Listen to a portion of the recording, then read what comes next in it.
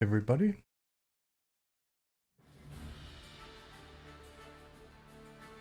Get our music started. Work on our posture so our neck doesn't hurt. And get going. All right, if you're watching this on YouTube, this is going to be a no talking stream.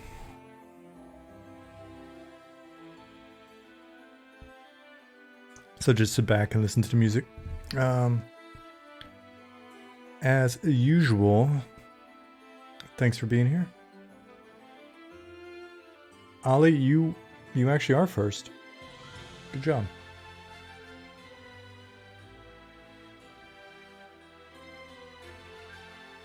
Yeah. I love how you made me monologue you for a change. Yeah. Yeah. I appreciate the monologue. Let me turn down my headphones a bit since I'm not playing at the moment. Yeah, before people get in here, it can be a little quieter, I guess. Hey, Costanza.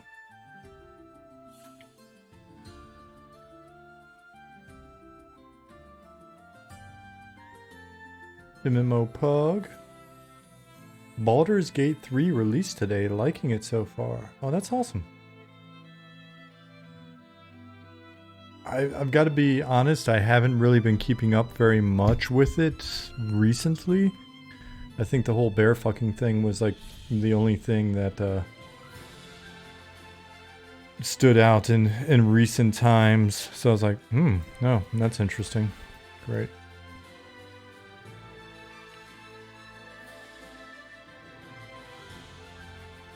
Chaz Solo, hello. I'll have to watch a couple videos of the latest. Oh, sorry, Ollie. Okay. Yeah, that's why I don't curse a lot. You guys have kids.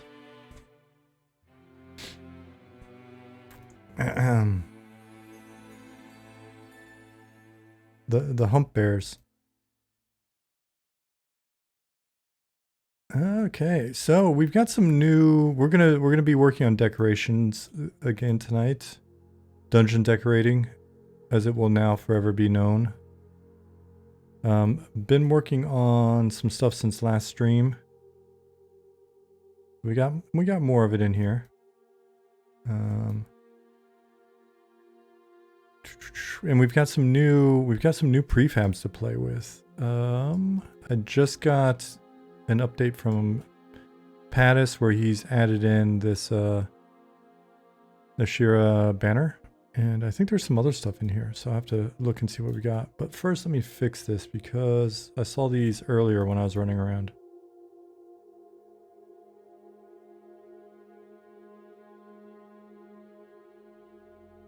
Hey, Droop. Bum, bum, bum, bum.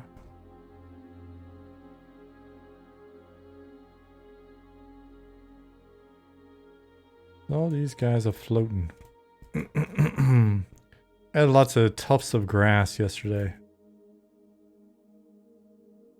It's the little unappreciated details.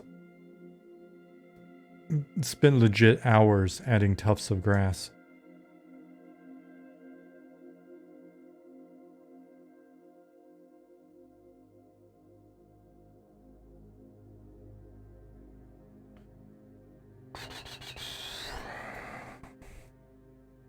Hey, John.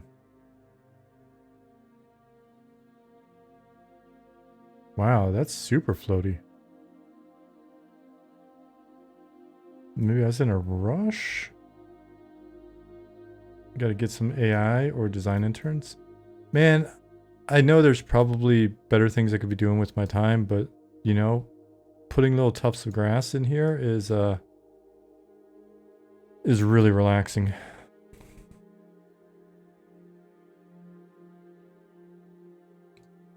It's odd that so many of these are off. Gotta find some that aren't off so I can know that it was just, yeah, okay. It's like, did something change in the prefab? Couldn't have. I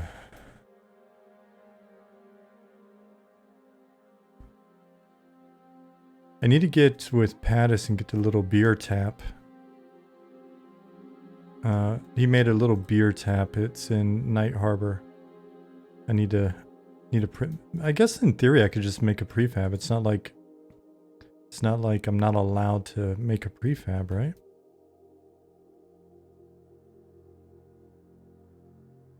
Making prefabs is not that complicated. Radigar, you're not late. You're not late, buddy. Who was that? Oh, Chaz said woohoo Thursday stream. Yeah.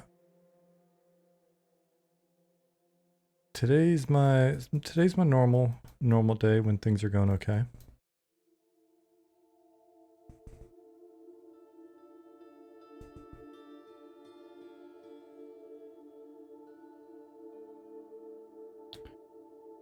All right, so there's still a little bit of, oh hey, look at this giant chalice.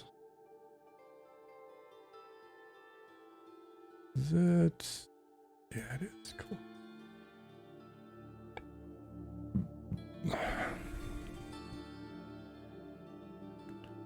Got some great murals that Goblin's been doing. How many months gets early access? In SC2, I think it's going to take a few more months. How am I doing today? I'm doing pretty good. A little sleepy. Didn't get a ton of sleep last night. Took a hour and a half nap earlier today, but still a bit sleepy. Got my energy drink.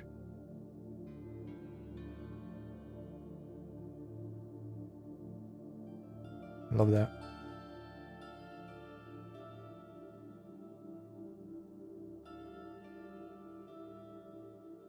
So easily entertained by God Rays. Yeah, as I was running by this, I realized that goblins would probably have more than one of these out.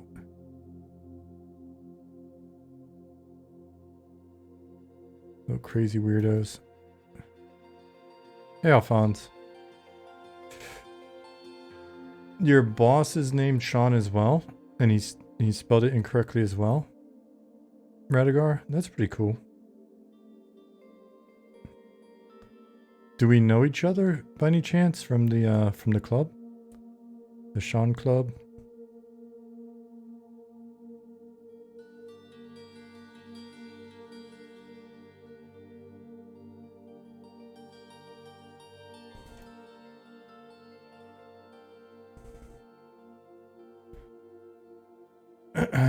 Can't wait for next week. Season 6 of Overwatch comes out next week and everyone gets to see your hard work. Oh, badass. The non-sheep Sean Club. I think Sean the Sheep is with a U.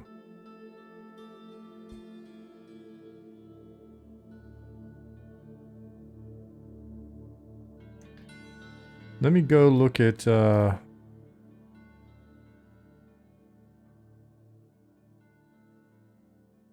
let me go look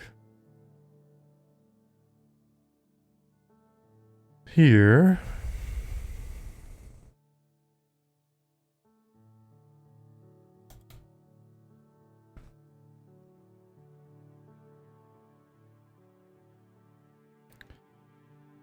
Telekir. Ashira banner prefab. But I think we've just got the one, right?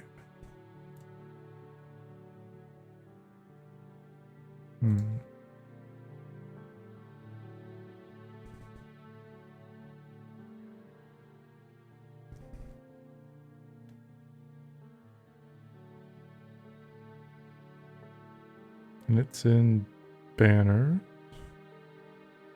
Pedestal. Hey, Zukin. Good morning, Fabrizio.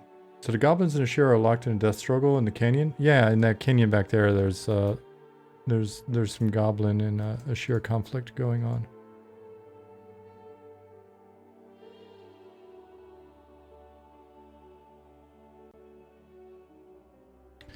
There's some other stuff available.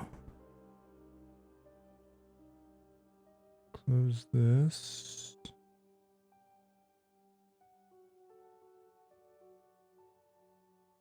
The Ashira Shammy Shack. Lights. Let me find more prefabs.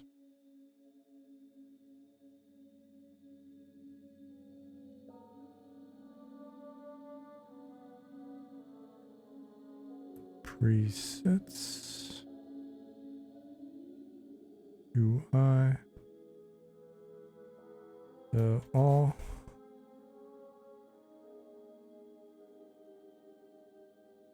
All right, so assets, prefabs.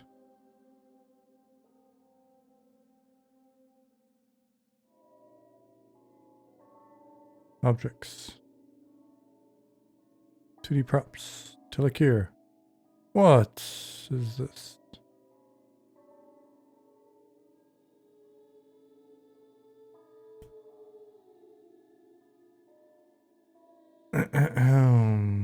Indefinite P99. Happy Thursday to you as well.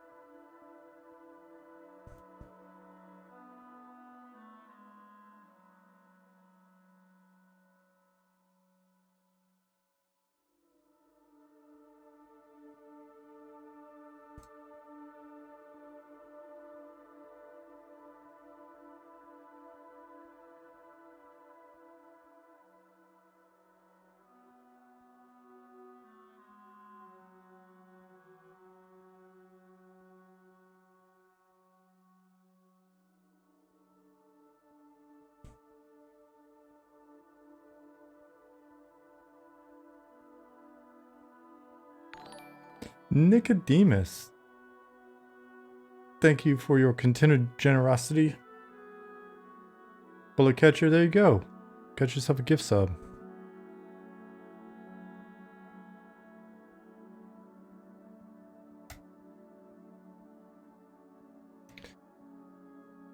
Good afternoon, Nicodemus. How are you doing?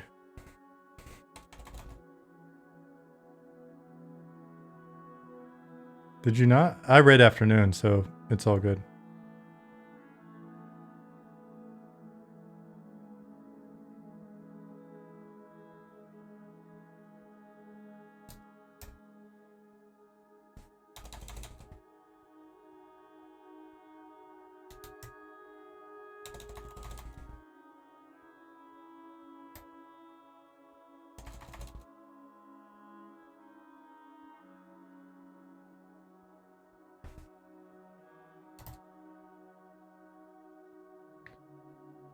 You've been burning the midnight oil.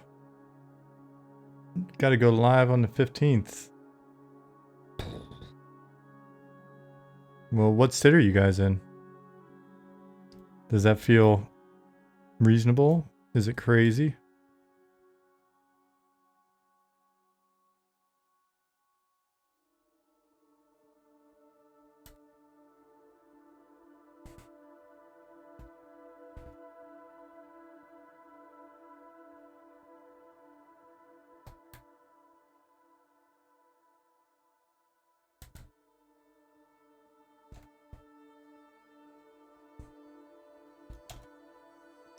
"14 months of development coming to an end." That's a big deal.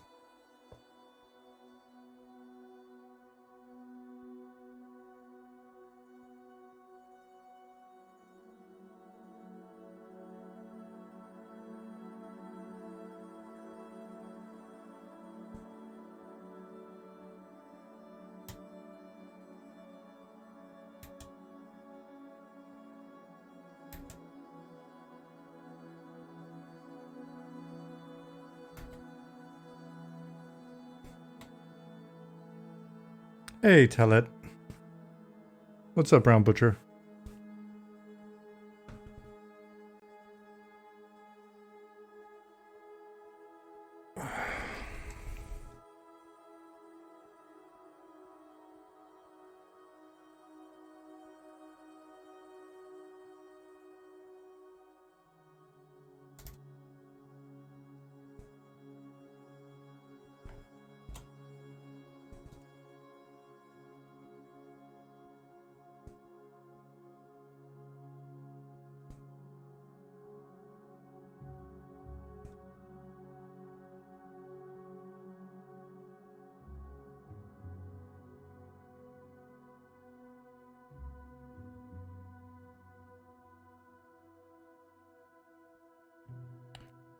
They are 2D textures, Nicodemus. Nicodemus said I like the skins.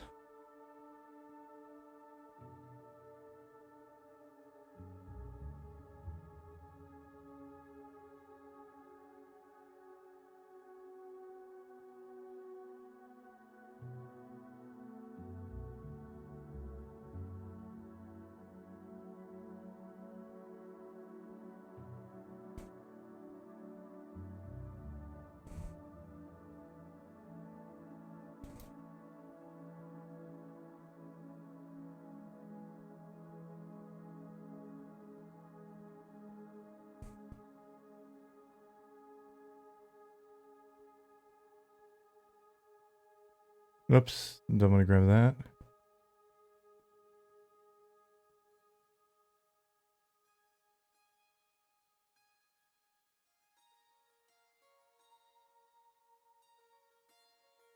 Man, that thing's awesome. Bit big. What if we do? I just want to look at something really fast. Make it a bit smaller. Nope.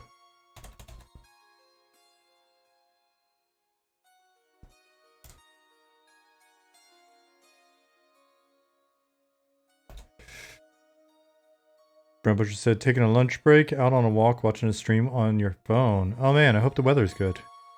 That sounds awesome.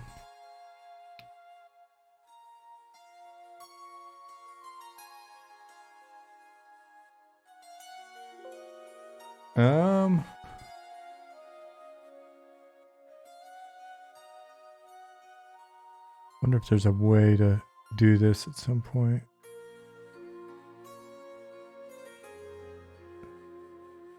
Like make a pile with some stuff thrown in it. For now, I'll just delete it. Did the goblins put those up, or is this an Ashira wardrobe like when Bugs Bunny has a closet full of his own skins? Oh, this is not a wardrobe situation. Is this an in-house development design tool? No, we're primarily using Unity, but we've got all of our data, like design data,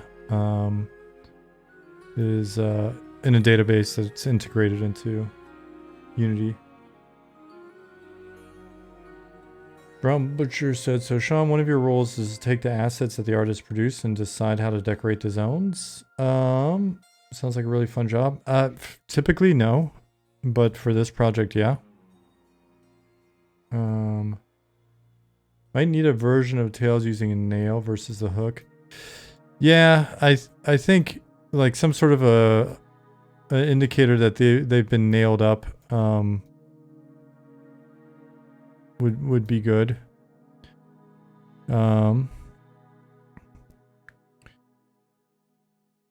was trying to play around with spears and stuff when I did this area over here. So I did this area, and there weren't many things that I could use to kind of convey goblins throwing shit over here at the Ashira. The Ashira have a little observation post. So just have all their empty barrels from when they're drinking. And then we have pickaxes, so they're having a contest.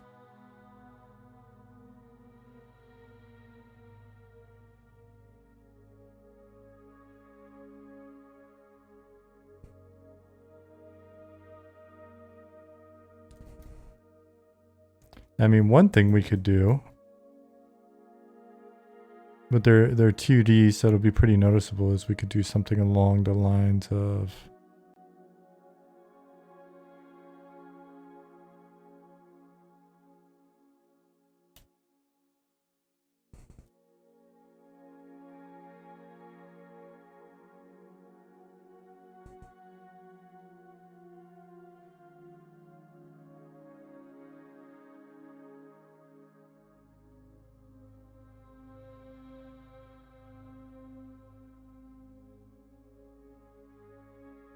Is that too gnarly? Is that a little too rough?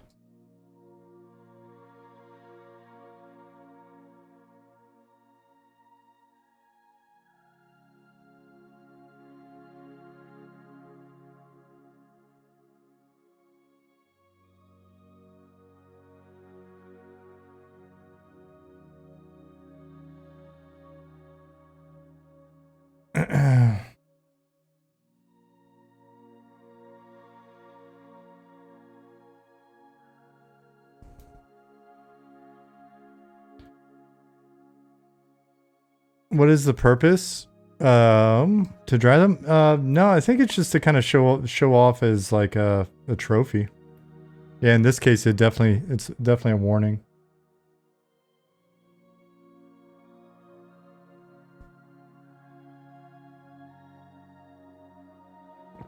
Are the nuts on the other side or same pick on both sides? I don't know that I've ever seen the Shira nuts.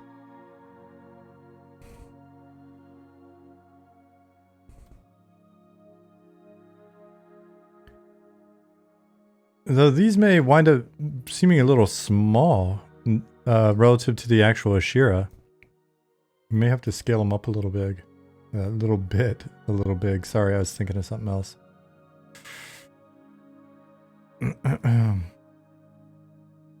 Sorry if this is a repeat question. Is that a new rock texture? It's one that we haven't been using. So Pattis went ahead and put it in here as kind of the new temporary.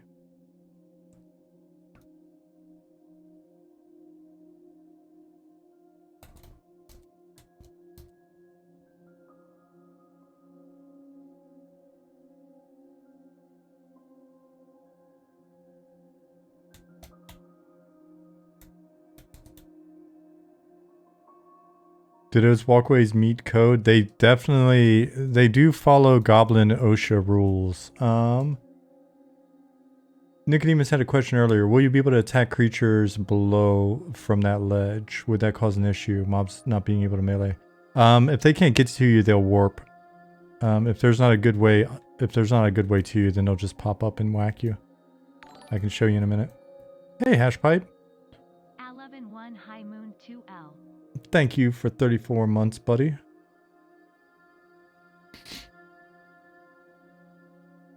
I just want to say Goblin Pattis and Arkan Staff have been doing some really cool streams lately. Shout out to their channels. Absolutely. What various races live in Telekir? It's primarily Ashira and goblins. What you may run into in different spots or hidden dark areas,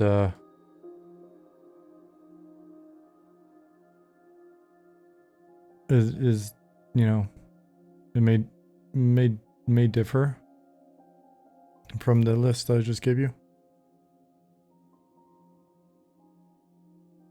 And Zukin's had a ton going on, like work and stuff. So that's why there hasn't been a stream recently. Brown Butcher.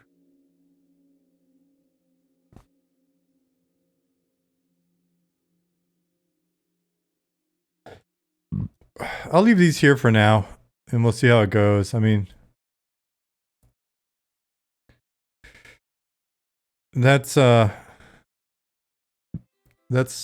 necessarily ideal, but I wonder with something like this if we could get by with basically making it an object that's 4 planes.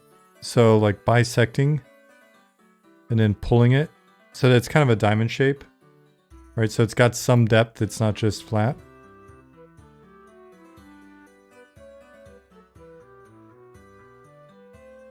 Kind of picture it like the same way that you would make a really simple fish.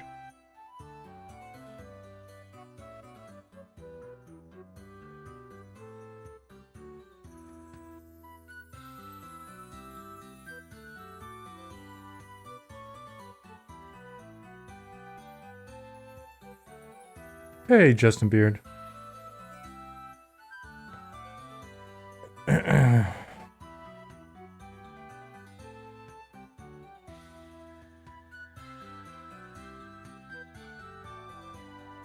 If it's roadkill, it would be kind of flat. Yeah, I just think a little bit of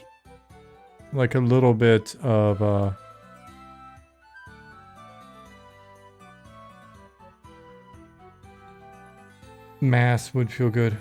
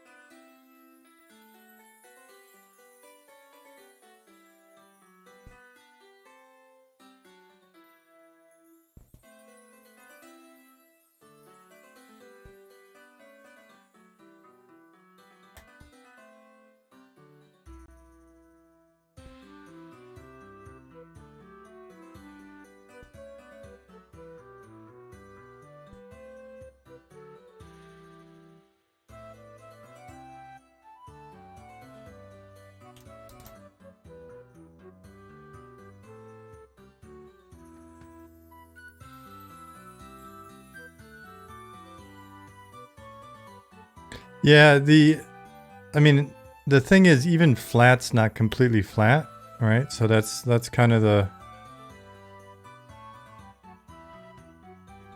that's the challenge that we run into with them.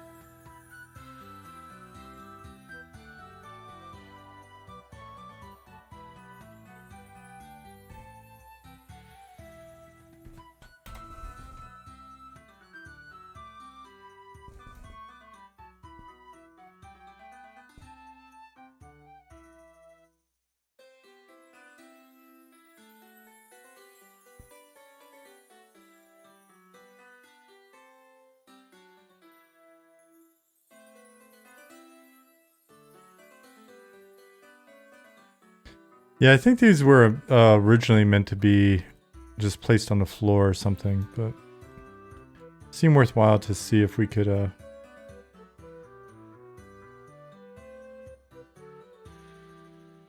try this and see what happens.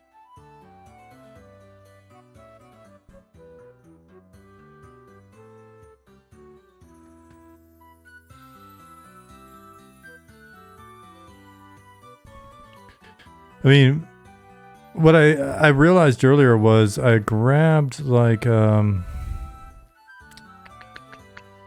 think it was like from weapons. And I realized that the way that we do weapons, it just comes up as the base prefab, so without texture, right? Because what I would do if they had textures is just take this and then go like, nope. Yeah, that's fine.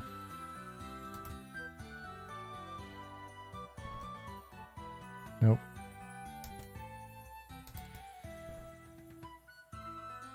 Then I would put them up on the wall like this.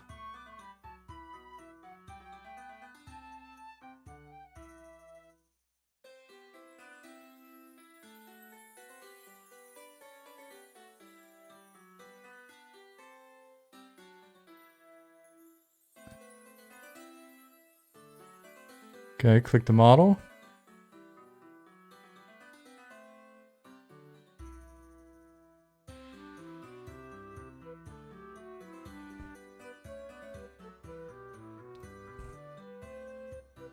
Like the one in the world. It is. Okay, here it is. Okay.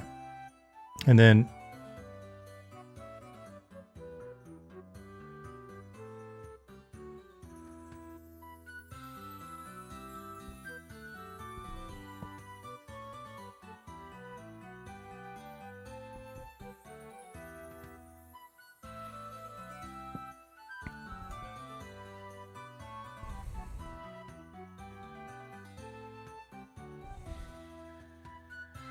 how to explain via Twitch chat?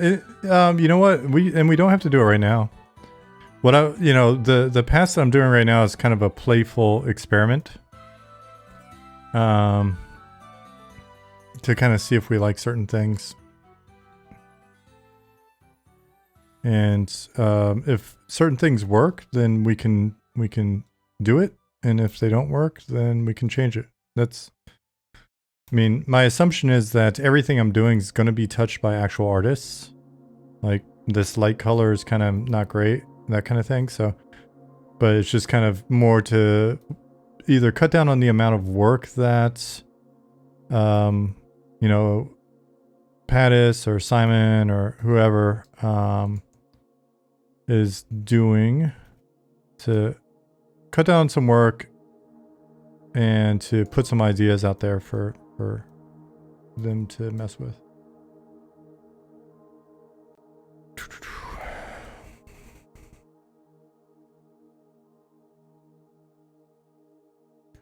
Let me actually move all of these into the proper folder. I tried to keep everything in nice folders and be a good team citizen so that you can find all my shit with that in mind.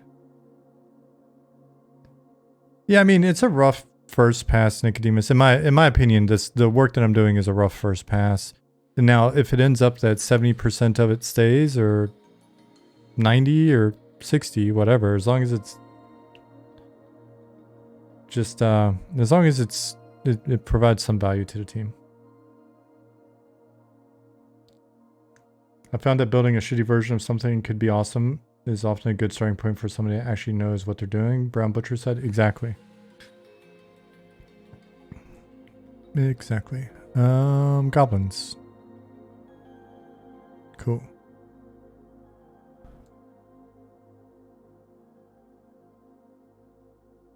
Goblins. And then we also learned some things too, right? Like we're like, oh, this has got a hook, but wouldn't it be cool if it had like a little nail? And then, I mean, you saw how quick Goblin put stuff together. It'd be like, pop, pop. Fixed.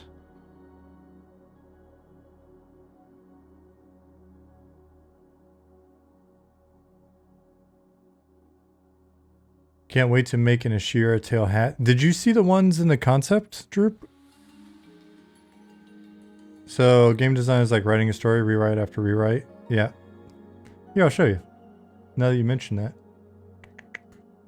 Which update was it? Scrolling up.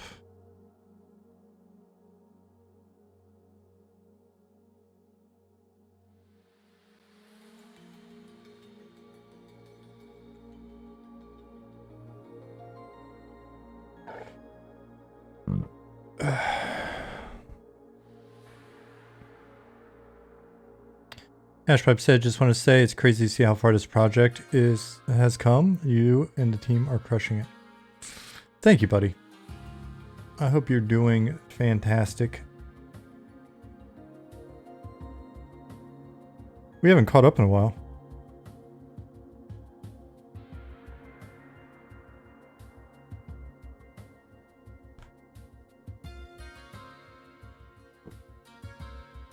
He's got like the baby Ashira pauldron.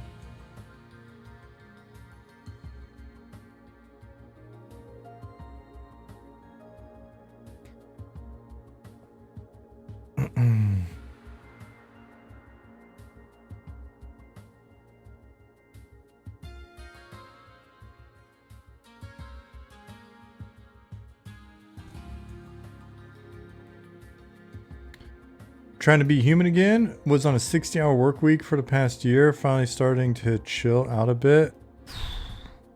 That's rough, dude. That can suck all the life out of you.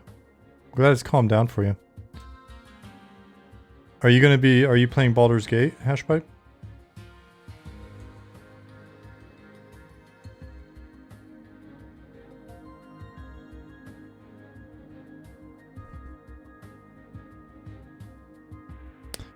So there's a really cool, it's not in here. I don't see it in here at least. There's a really cool,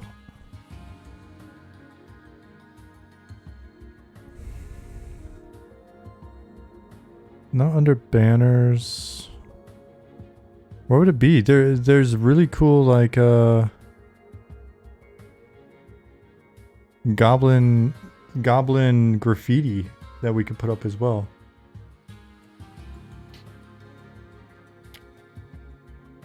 Planning on it, but I have a 10-day road trip starting Sunday before I can really dig into it. Oh, fair enough.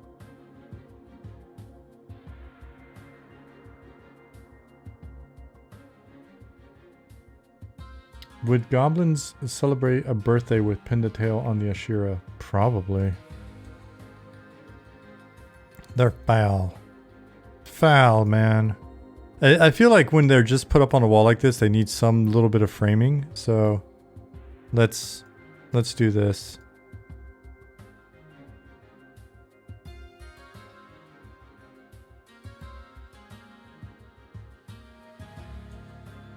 Yeah, so I've seen it in Slack, and I saw an image that Pattis was playing with, but I don't see it in the directory. Dude, the sign and running eye, yeah. There's some inspiration there.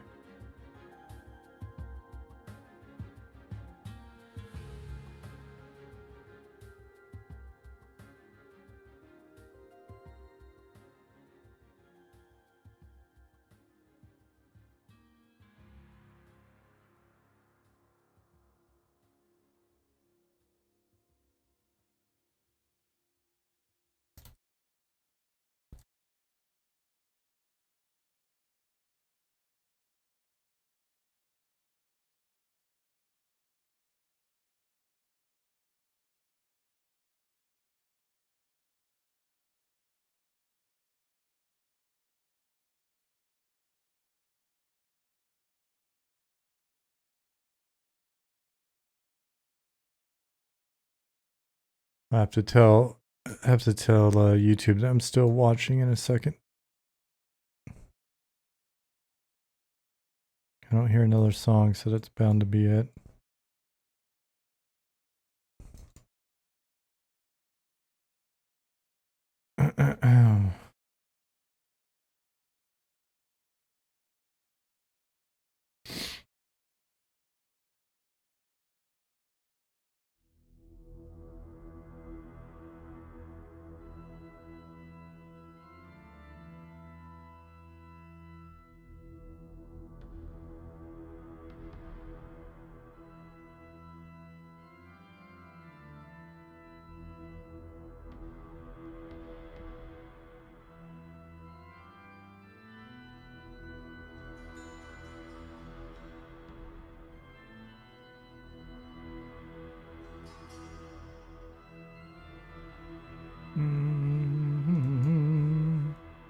Halfway through my interview with Secrets, it's really good.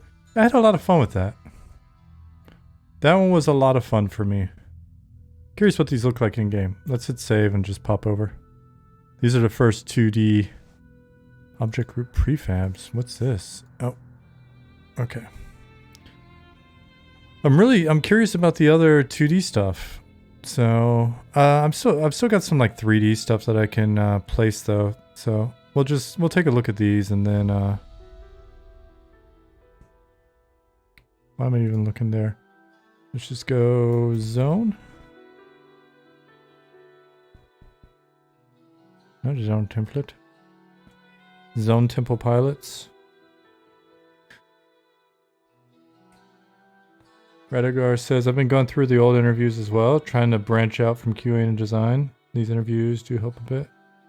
Oh, right on, dude. And I think I remember you saying you read the John Statz WoW book.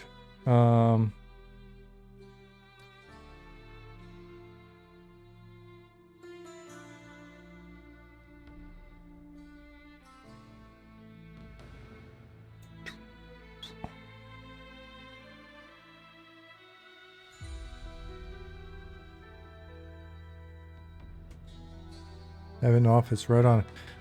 There's some older books that are pretty good. I mean, it's older, and honestly, I haven't read it in so long that I'm curious how certain things hold up. I've got it in storage, so I haven't even thumbed through it. But the Richard Bartle book, I think it's Designing Virtual Worlds. Hold on one second, Radigar. I'll mention a couple more and see if you've read them or not. I think it's Bartle Designing Virtual Worlds. Yep. When did that come out? 2003. Okay.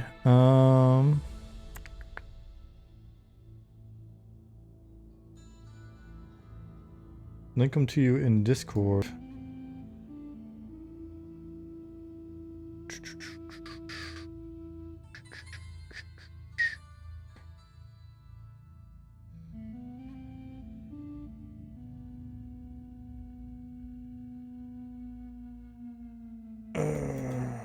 Radigar, here's the oldies I mentioned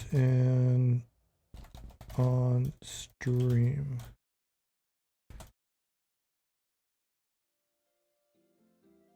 So this is a Wikipedia entry to it.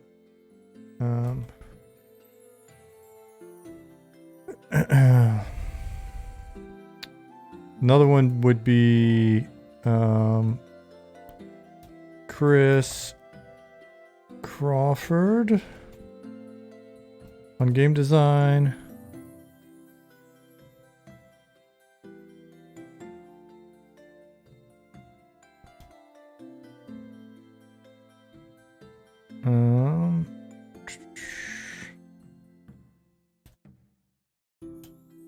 Chris Crawford's a pretty interesting guy. Thought there was another book that he did as well.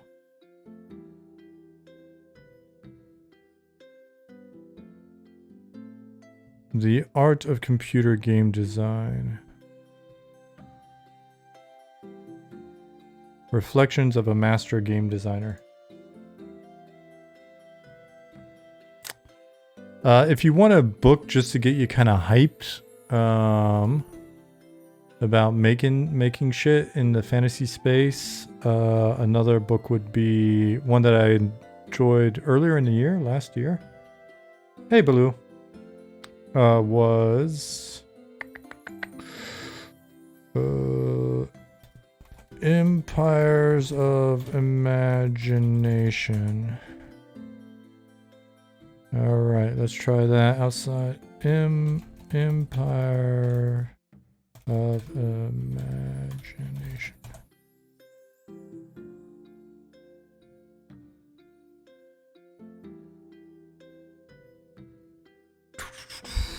Empire of Imagination.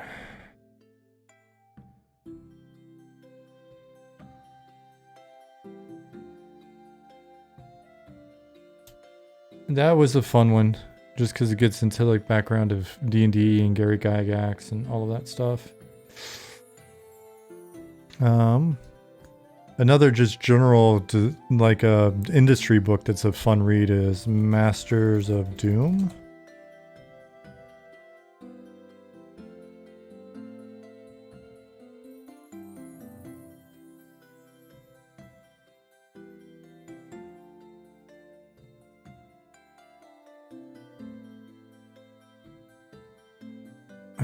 I'm sure there's more, but that's what I can think of off the top of my head.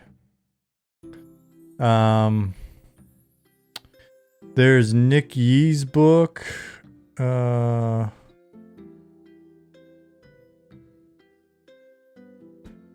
Nick Yee book, MMO. What the hell is it called again? Proteus Paradox. I'll put that in Discord as well. Hey, Pattis.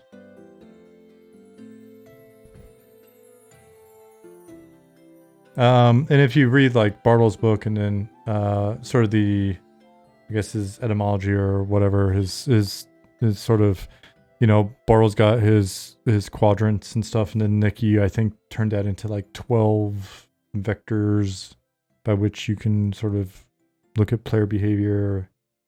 Yeah. Trying to think if there's anything else that sort of is a standout. Like, hey, this is a fun one. I mean, there are a few good books on just like production, project management. That even if you want to focus on game design, Game Producers Handbook. It's good because it gives you a nice overview. So this one, the Game Producer's Handbook. You don't have to get the first edition. Are there more editions? Either way. This one's an interesting read for people that are interested in the industry, just because it really just, you know, it's a bit dated now. I don't know if it's been updated. When did it come out?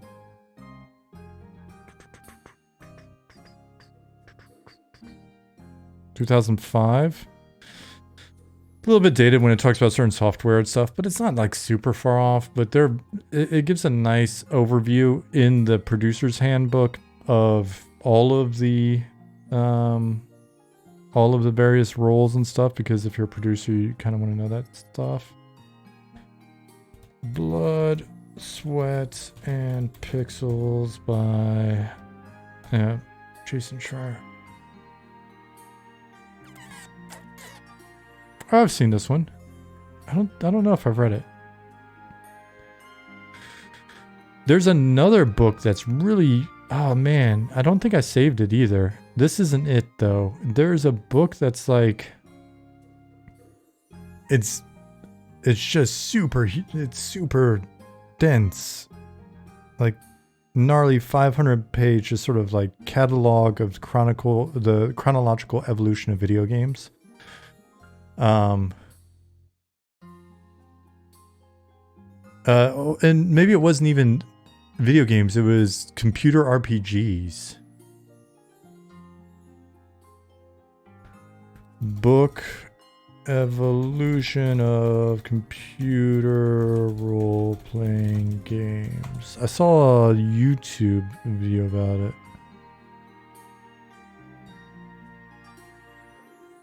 Is this it? I think this might be it. I'll save this for myself. The expanded edition contains 684 pages covering 400 games from 1975 to 2019. Several articles on the history of the genre and some particular scenes such as French, Korean, and Chinese RPGs, MMORPGs, BBS games, browser games, RPG Maker games, and fan translations. Developer quotes, mod suggestions, over 2,000 screenshots, plus a cover art gallery, written by 167 volunteers.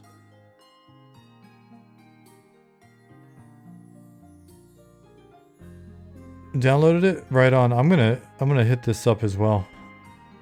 I'm glad you reminded me to check this out. Get the printed book.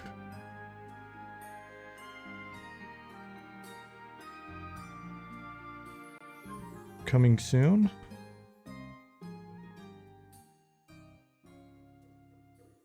When?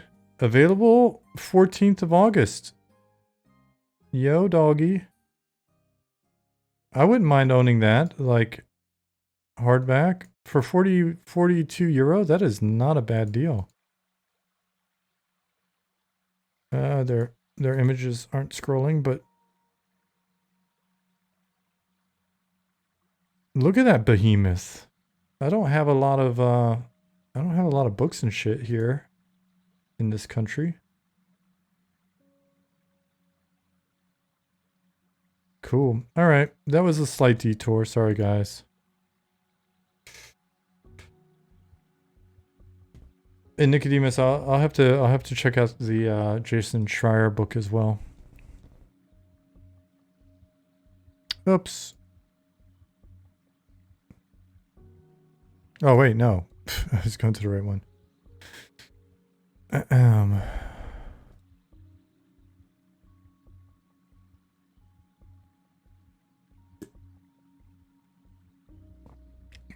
SSJ said, this has to be my favorite stream on Twitch. What? But you're always so quiet. Or are you just confirming what this has to be your favorite stream on Twitch? We demand it. No, I appreciate that. I'm glad you find some value in it. Alphonse said, is there an EQ book you would recommend? Like fiction? Always learn something new here. You know what? I really appreciate you saying that, because sometimes I feel like I'm just on here barely getting any work done and babbling and stuff, and not necessarily providing you guys with a ton of value. So I appreciate that.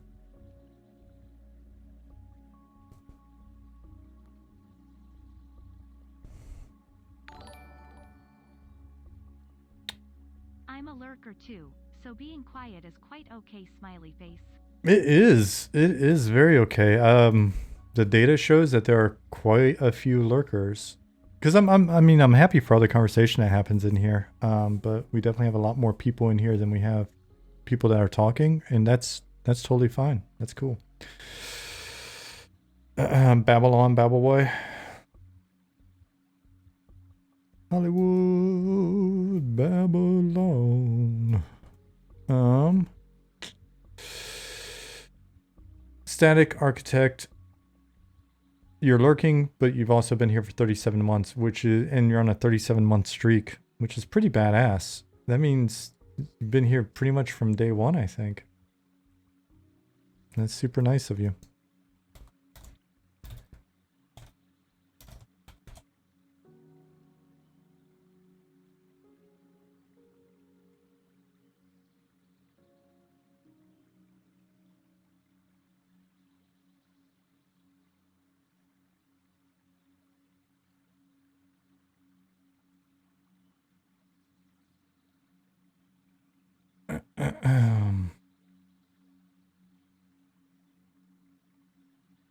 What's up, Boric? MMO Poke says I'm always in the shadows, but you say hi when you come in.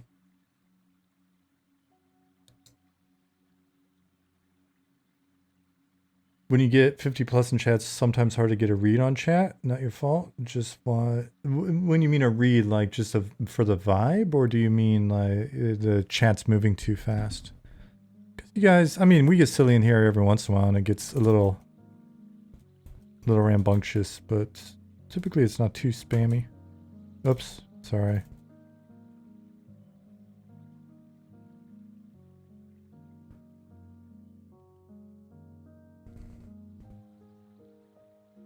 Did these guys cast shadows?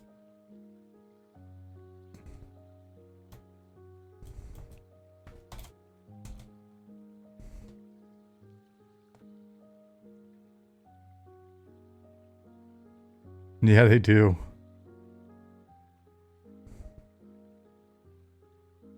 Yeah, so, but I do think, oh man, that's rough. This is like, to me that feels even a bit darker than the dwarves cut in half in EQ or the heads on a spike. I think many people are listening while they work. Given the hours that I stream, that makes a lot of sense. Thanks, Gilmer. Gilmer said, nice lighting. It is a hot desert day. The dwarf beard on the loading screen a minute ago, we need like 10 different choices that are all at least that big. No small bearded dwarves, not even an option. You will have time to make your case. No dogs allowed in Goblin Town.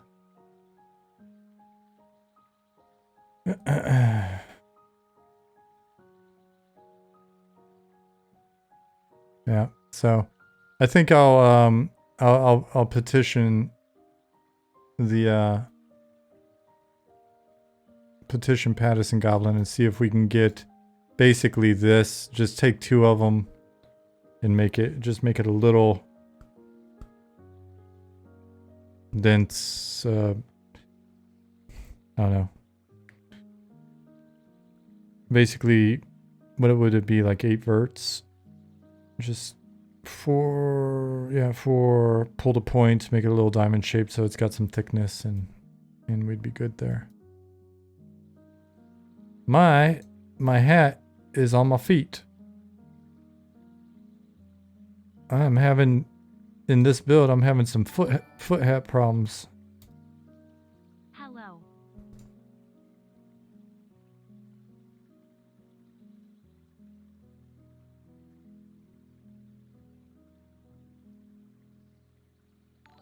Good lord, thank you for the follow. Is that Lord Kring, or is that how the kids spell cringe? I don't even know.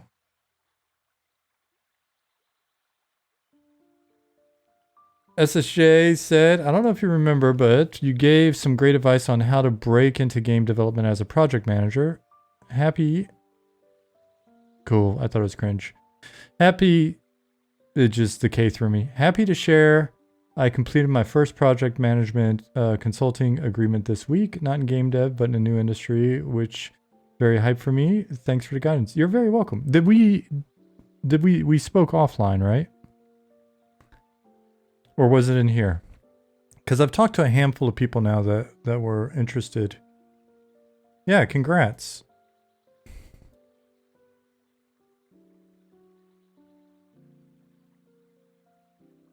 Is in here? Awesome. Okay.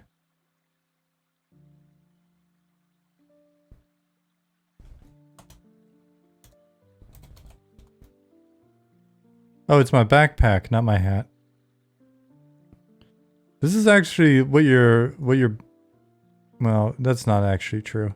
I was about to say, it's kind of like what happens with your backpack when you're static jumping in the army. But that's not really true. It kind of hangs in the front, and then you drop it before you hit the ground.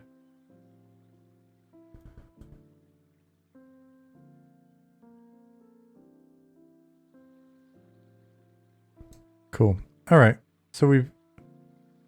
Oh, we didn't check the other thing. Let me do that real quick. Check the wall and see what it looks like.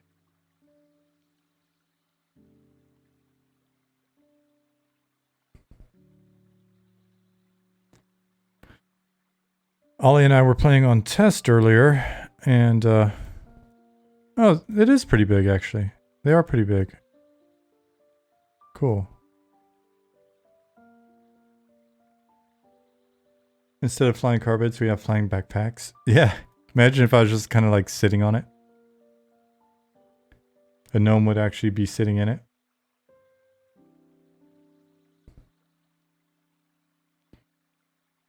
Zoidberg. I wish I could sing better. I would sing that out. Let me show you the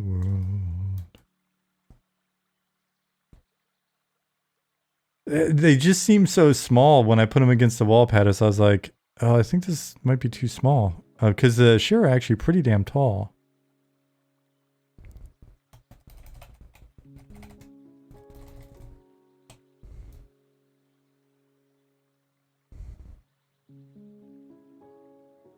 So I scaled the ones that are hanging 1.5. One is 1.5 and one is 1.2.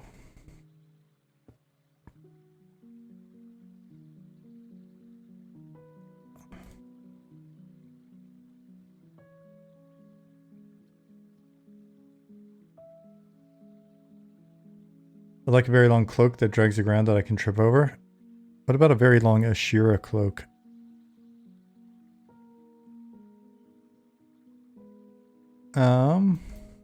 Alright, so, I mean, this seems to work. Pattis, where... Am I just missing, like, the graffiti and stuff?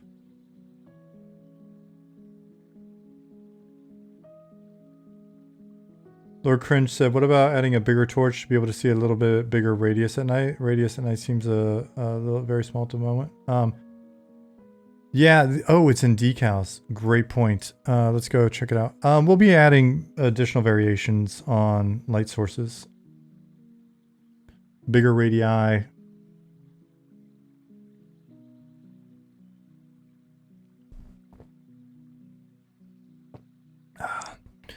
Like bigger radius, brighter, different colors. Luna's mentioned a number of ideas for like kind of cone-shaped lighting in the future and some other stuff. So we'll see. Prefabs, dev, doors, entities, foliage, harvesting nodes, item models.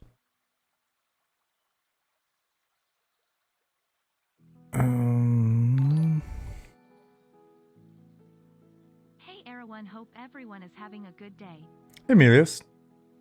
Thank you for 2 months. Doing pretty good on this end.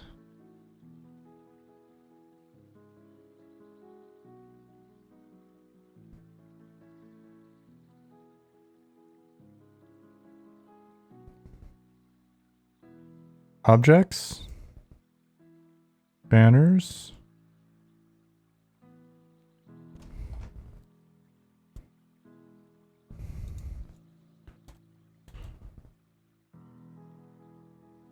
Decals.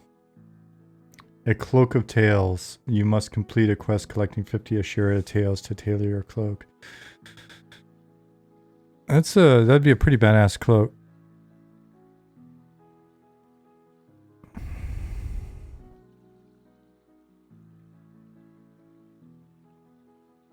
Are the decals not... Oh wait, I'm listening to the wrong music. It just switched over. For whatever reason, the playlist, whenever YouTube like shuts down the playlist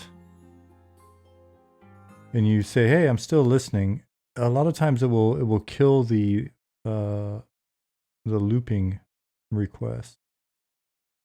So let me go back to our channel. Let me go to playlists. Go to Eminem soundtrack. Let me hit loop. And then let me pop back over and see what you guys are saying. Okay. Nothing new. Good.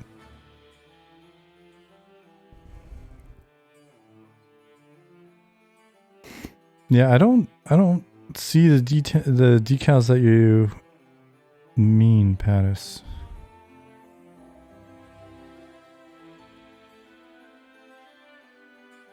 Emilius said, just want to say that the M&M live streams have really inspired me and given me the energy to work on my own 3D game.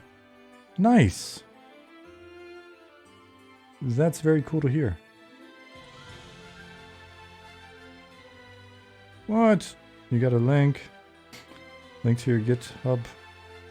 Dungeon Delvers is a 3D action strategy game where players set up the behaviors of a party of heroes to fight monsters and raid dungeons.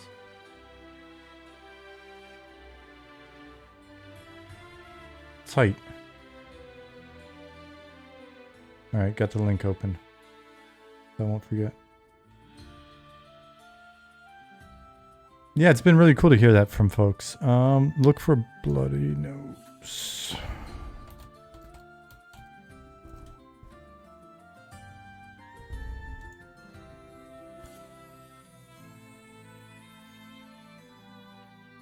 Yeah, it would be amazing to be in a position at some point in the future to be able to help folks once they sort of start that journey and commit and have made progress on their games.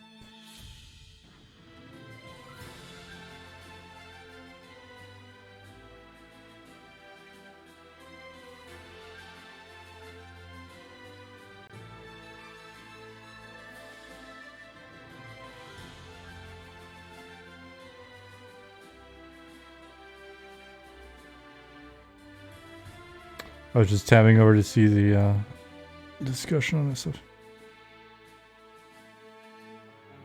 You need to create a decal projector in the level and then apply the decal material to it in the inspector. Is that complicated? How do I do that, Pattis? Help me.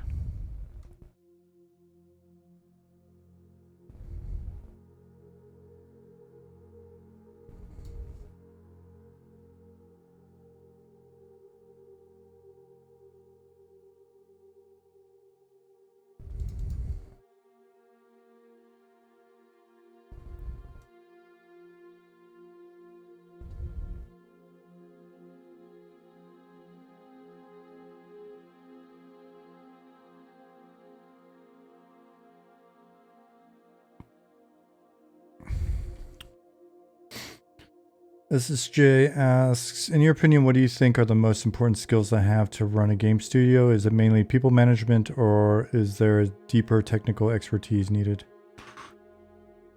It depends on the size of the studio. Different size studios are very, very different businesses. I can only say from relatively limited experience of us putting together a small team here is, I think it depends on where you see yourself. Someone's going to have to manage the people. Someone's going to have to monitor the culture and consider the building and maintenance of the team. That's only one thing. It's one topic amongst many. So there are all the administrative tasks that you've got to keep in mind, and then there are the sort of actual line production, creative, technical implementation. I think it helps to have enough of a general understanding of the various skills to have a level of comfort as to the quality of the individuals and situation that you're in. So you don't have to be like deeply technical. You don't have to be the greatest expert of in any one discipline, but you've got to have a good enough understanding of the overall sort of problem and the overall. It's like, what is the overall problem set? What are the people overall? I think one thing that helps is, even if you're not the best people manager, even if you're not the most technical person in any given area, it doesn't hurt to have seen several or many development cycles and teams and groups of people. Because one of the problems that we run into is we always think that somebody out there knows what they're doing. And it's like, oh, somebody out there's really got their shit together, right? Like, I bet company X makes no mistakes. Everybody knows what they're doing. They've always got clear direction. Everybody's got a clear mission, vision, and values. The company's got a solid strategy. People come in, they know what they're doing. They do what they're supposed to be doing. People get along. People have the same, like, sort of clarity of what the vision is, and bam, I bet there are companies out there like that. There may be. I've asked around because I haven't seen them, and I've asked my friends, and it's like, you know, it's, and I've had friends that I worked with at Sony Online that went on to work at, like, number one in their sort of niche companies in different areas. You know, companies that are like $1 billion a year revenue companies, game companies. And it was funny, I was having coffee with one of those people because they were passing through Germany, like 2015, 2016. And I was like, hey, you're at, you know, giant company X, but not X. Giant company X, it's like, it's killing it. They're everywhere. They're making just the most damn money. What's it like? And he's like, you know, the whole time we were at Sony, I was kind of like, man, this can't be the way shit works. Companies out there really, they've got to, like, be on top of their game, blah, blah, blah, blah, because we're very critical of the company that we're at. And then he went to this company in a really, like, a pretty high role and in his discipline. And he was like, I got there thinking these guys are making so much money. They've got to know just everything. He's like, they had their shit together less than we did at Sony, right? He was like, it was just insanity. And so, you know, I've got just a number of anecdotes like that. And in my last role, it was a small company, right? I mean, we were a company that we generated probably, you know, 1.5 to 2 million euro a month on our game that nobody had really, you know, not a ton of people have heard of, but it's making some cash, right? Had a decent valuation, blah, blah, blah. I'd been there for a couple of years. And, you know, I was a C-level executive, which, you know, sure, it's a small company. It wasn't like I was some Fortune 500, but I'm in a C-suite. I'm with all the people that are making decisions. I go to the board meetings, and trust me, like, I think everybody always thinks, you know, when we're kids, we think adults know everything. And then as we get older, we're like, maybe the older adults know everything. And then as we get even older, we're like, maybe some other adults know everything, because we sure as hell don't know, you know. And that's just been my experience, you know. And I don't say that to be like hypercritical. If anything, I say it in the opposite direction. It's more of there's a reality that companies are very human, right? So, not the companies themselves. Companies are, you know, sociopathic entities, but the people attempting to run the companies.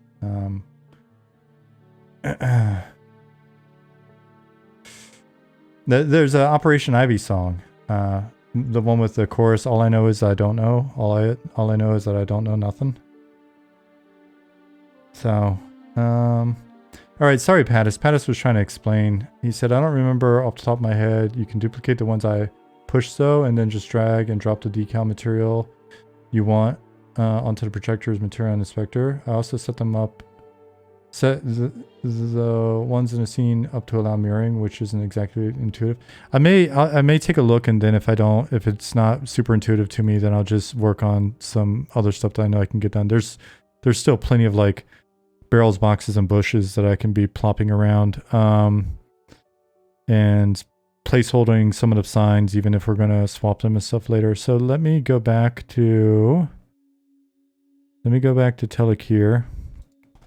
Tell Akir and get back in his zone and at least poke at the work with a stick, and then I'll continue on this topic because I find it interesting. Sometimes people who seem to know exactly what they're doing and could do no wrong end up having to pivot to a totally new industry too. Yeah, I mean, I would say I would say that if you're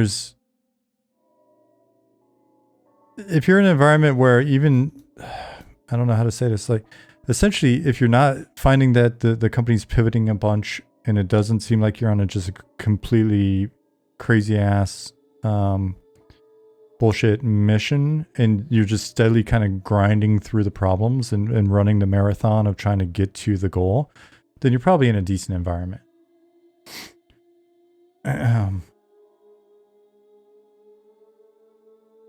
Feel like Zoidberg said, I feel like I know less now than I did when I was younger. Yeah, I definitely feel that way.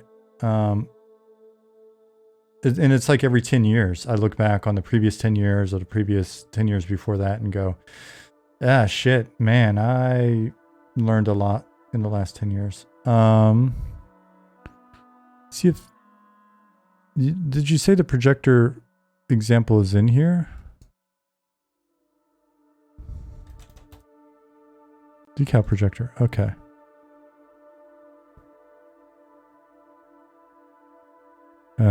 Oops, decal.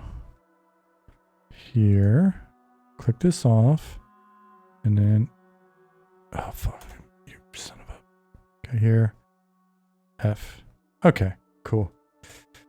Oh, cool, oh, you got it in here, okay, cool. Which cave is this, though? So, these are pretty cool. So, Pattis has this set up.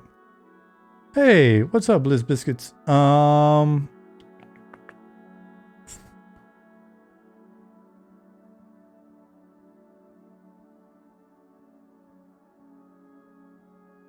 SSJ says 1.5 to 2 million a month. Crazy eyeball face thing. Yeah, I mean,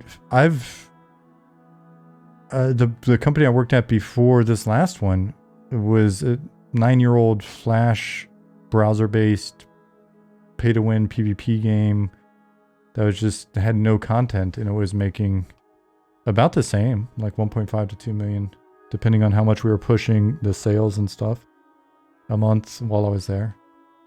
And again, you know, these niche games that you really haven't heard of, that was part of the thinking when we were like, hey, if we can just grind, work our way through, hit the right niche, build up an audience, you know, then there's a possibility that there's a business in this. So, dude, that was awesome perspective. Thank you. Yeah, you're very welcome. Nicodemus asks, has there been challenges to having a part-time team? Have you lost anyone due to responsibilities, restraints due to their main gig? Yeah, we've lost a couple people, unfortunately. Unless I'm missing someone, I'd say Hamad was the last person that was just like, hey, because he was at a point where he could only check in every 3 or 4 months, and the stuff that he was doing was awesome, but it's so integrated into everything that if we only get some time with him every couple of months, every few months, it's just like, that doesn't work very well. So, you know, that was unfortunate. I would say we've been extremely fortunate with folks being able to balance their work and life and volunteering on the project. We know people's situations change from time to time. And if it's like a permanent change where, hey, this just happened, I got a new job and I just can't do it anymore, or there's like a conflict of interest or a, you know, like a non-compete clause or something like that, then it's understandable. It'd be a bummer. And or if it's you know, I just don't have time anymore or whatever. On on the other side though, if people are like, hey, I need to take 2 months to focus on this thing, or hey, I've got like a month where I've got to do, blah, blah, blah, then we're super cool with that.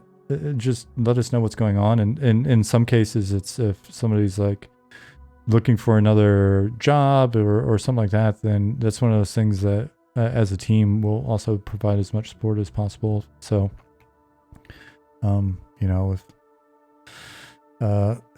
if someone needs help with their CV, or if they need help with their LinkedIn, I mean, I've done that for people just in chat, right? So I'm absolutely happy to do that with the team, and I'm sure I'm not the only one. Artists can help each other with portfolios or whatever. So the thing that we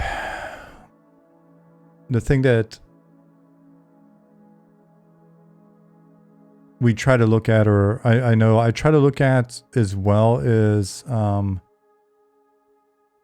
whether or not people are still satisfied with what they're doing. That I think has most times a bigger impact, right? Because most of the people that are on the team, unless something is dramatically changed with their situation in life, like if they've just had a kid, or if they've got to take care of a sick relative, or their job changed, or there's tensions or whatever at home or something like that. Like those things are, it's super understandable. And again, if there's something where it's like, hey, come back later when things have settled, then that'll always be the case for folks. But I think what also happens, and I've noticed this in teams that are paid as well, right?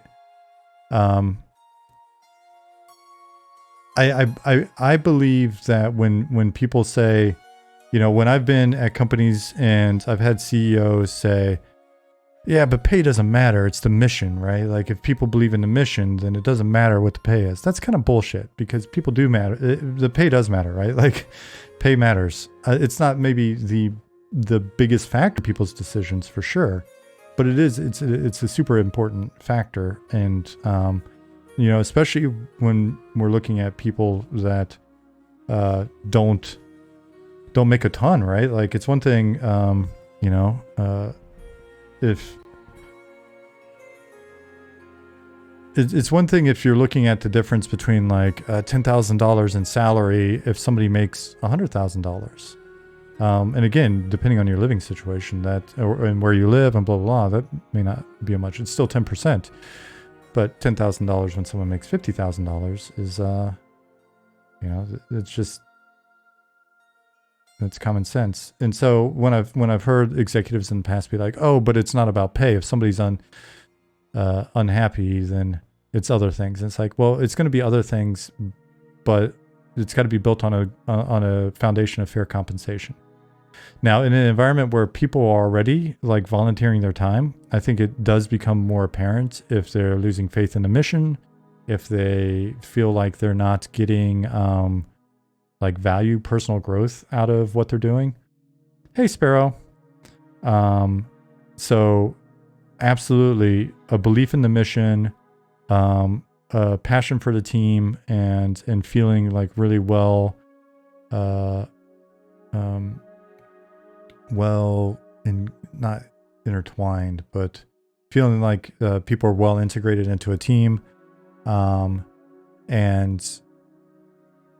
a sense of personal sort of fulfillment, like, oh, I'm improving in my skills. I think that's one of those things. I saw it at my last company on the programming side, because our tech stack was a bit janky. We had a tough tech situation at the last company, and because we had a essentially, I don't even think we had a CTO. We did have a CTO, but he wasn't really engaged, and he was conflict adverse. No offense, and I'm talking about the first one, not the later one. If you're out there, I know you tried, but so there wasn't like an engaged leadership, and that trickled all the way down through the entire sort of like tech team. And so you've got these young programmers that are coming in, and they want to learn. We weren't using new engines, right? We weren't using Unity. We weren't using Unreal. We had like a homegrown, like everything on the tech side was like homegrown, and it was just like, so people are thinking about like, especially if they're newer in their career, like what skills am I learning to take to the next job, and how is that going to help me like advance myself and stuff. And I found that like just personal growth was kind of underrated a bit at past companies. So that's definitely something to keep a lookout for. Yeah. So, but anyways, this goes back to our part-time team that Nicodemus asked about earlier. I've been surprised, and I've talked to colleagues from other companies about the team, and you know, they've been pretty impressed with just the fact that we've got pretty solid retention with our team, and we've got a talented team. And there's not a day that goes by where I do not think about the fact that we've got awesome people on the team, and it would be great to retain folks, right? So, but then, you know, but there's also the stuff that we've got to do on the team, because we are a team that's aspiring to be a commercial, you know, to be like a regular, what's the right term for it? Like a real team, right? Like that sounds weird, but you know what I mean? Like it's not, I think a lot of the projects that are like hobby projects and stuff like that out there, they're fantastic. And it's really cool, like seeing in over the last few years, learning more about the emulator scene and all of that stuff. But for us, we're, you know, we want to get to a point where we're a company where this is people's paying job, and you know, we're as successful as we can be. And so as part of that, like in my mind, this is like any other team or any other job. There's a bit of hesitation to be too like, hey guys, we gotta stay on top of shit. Like, did you fill out your TPS reports? Please start updating, you know, GitHub issues and all this stuff, and like badger people too much, or hey, we're veering off path too much this week on other shit. If people are engaged and passionate and having fun and not getting paid, it's a little harder for me, at least, to feel like I can be, you know, the person that I often have to be at other companies, where it's like, hey, you know, you're not filling out your shit. You're a professional. You're getting paid to do this. If you don't update us on your status, or if you're not passing the ball over to Sally when you're done with it, little Timmy, then you don't have to be here. That doesn't work as well when you know, when folks are sacrificing a ton on top of everything else they're doing to be there. So it's like finding that balance. But if there's none of that, then then people aren't growing as professionals, because if it's their first industry gig or you know, this type of particular role or whatever, we're still obligated as a team, and as you know, and I feel obligated as a leader to convey some information and do it in the same way that I would do on any other team. So it's like, hey, can we work on this? Hey, we need to improve this, or hey, you guys, you got to communicate with each other better, that kind of stuff, right? And I take that shit super seriously. Like that's been my job for, you know, at least the last 10, 12 years. And it's weird because I don't know. Sometimes I feel bad because I can't like point and go, hey, I was at giant company X, and had whatever title. Yeah, I've worked at smaller companies, and don't, you know, I'm not necessarily like rocking the super duper resume or whatever. But I've always taken this part of work pretty seriously. So, but then again, I'm a very self-conscious person to a fault.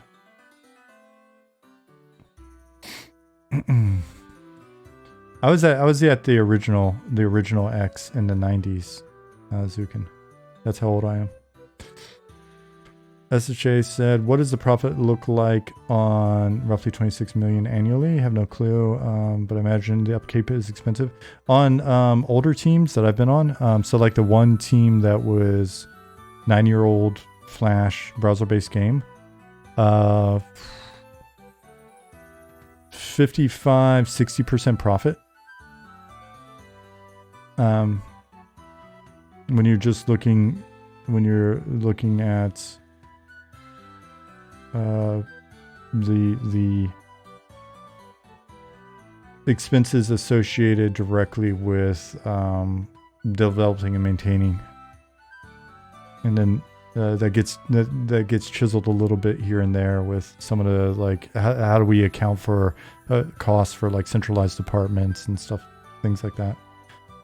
But overall, like an older live game, they get pretty profitable pretty quick, especially if you're managing your costs properly. Because if you look at a game like EQ, I don't know the very specific details of that game, right? Like, because I wasn't in a role where I was privy to like all of the data, and it was also during a period where teams weren't necessarily as involved in business, kind of like the business intelligence sort of analytics side of things. When free-to-play really started blowing up, you started seeing basically the evolution of like product managers and designers really getting, and this is actually where you can fault some products and say game designers started thinking less about fun and more about the sort of business side of things, and min-maxing that side of things. So anyway, I'm rambling on that, but when you look at a project like EQ, it became hugely profitable very quickly, right? Because they had pretty low development costs. They had a very reasonable target, and then they exceeded that tremendously, right? If they were thinking, depending on which of the EQ interviews of mine that you watch, you'll hear anything from they needed 30,000 to 70,000 subscribers for like a year, right? So it depends on which story you listen to. You can find those in the VODs in the link I just posted. But either way, they far exceeded that, and so they became an extremely profitable game, with those profits then really paying for like all of the other development that was going on, which was eventually like 7 studios.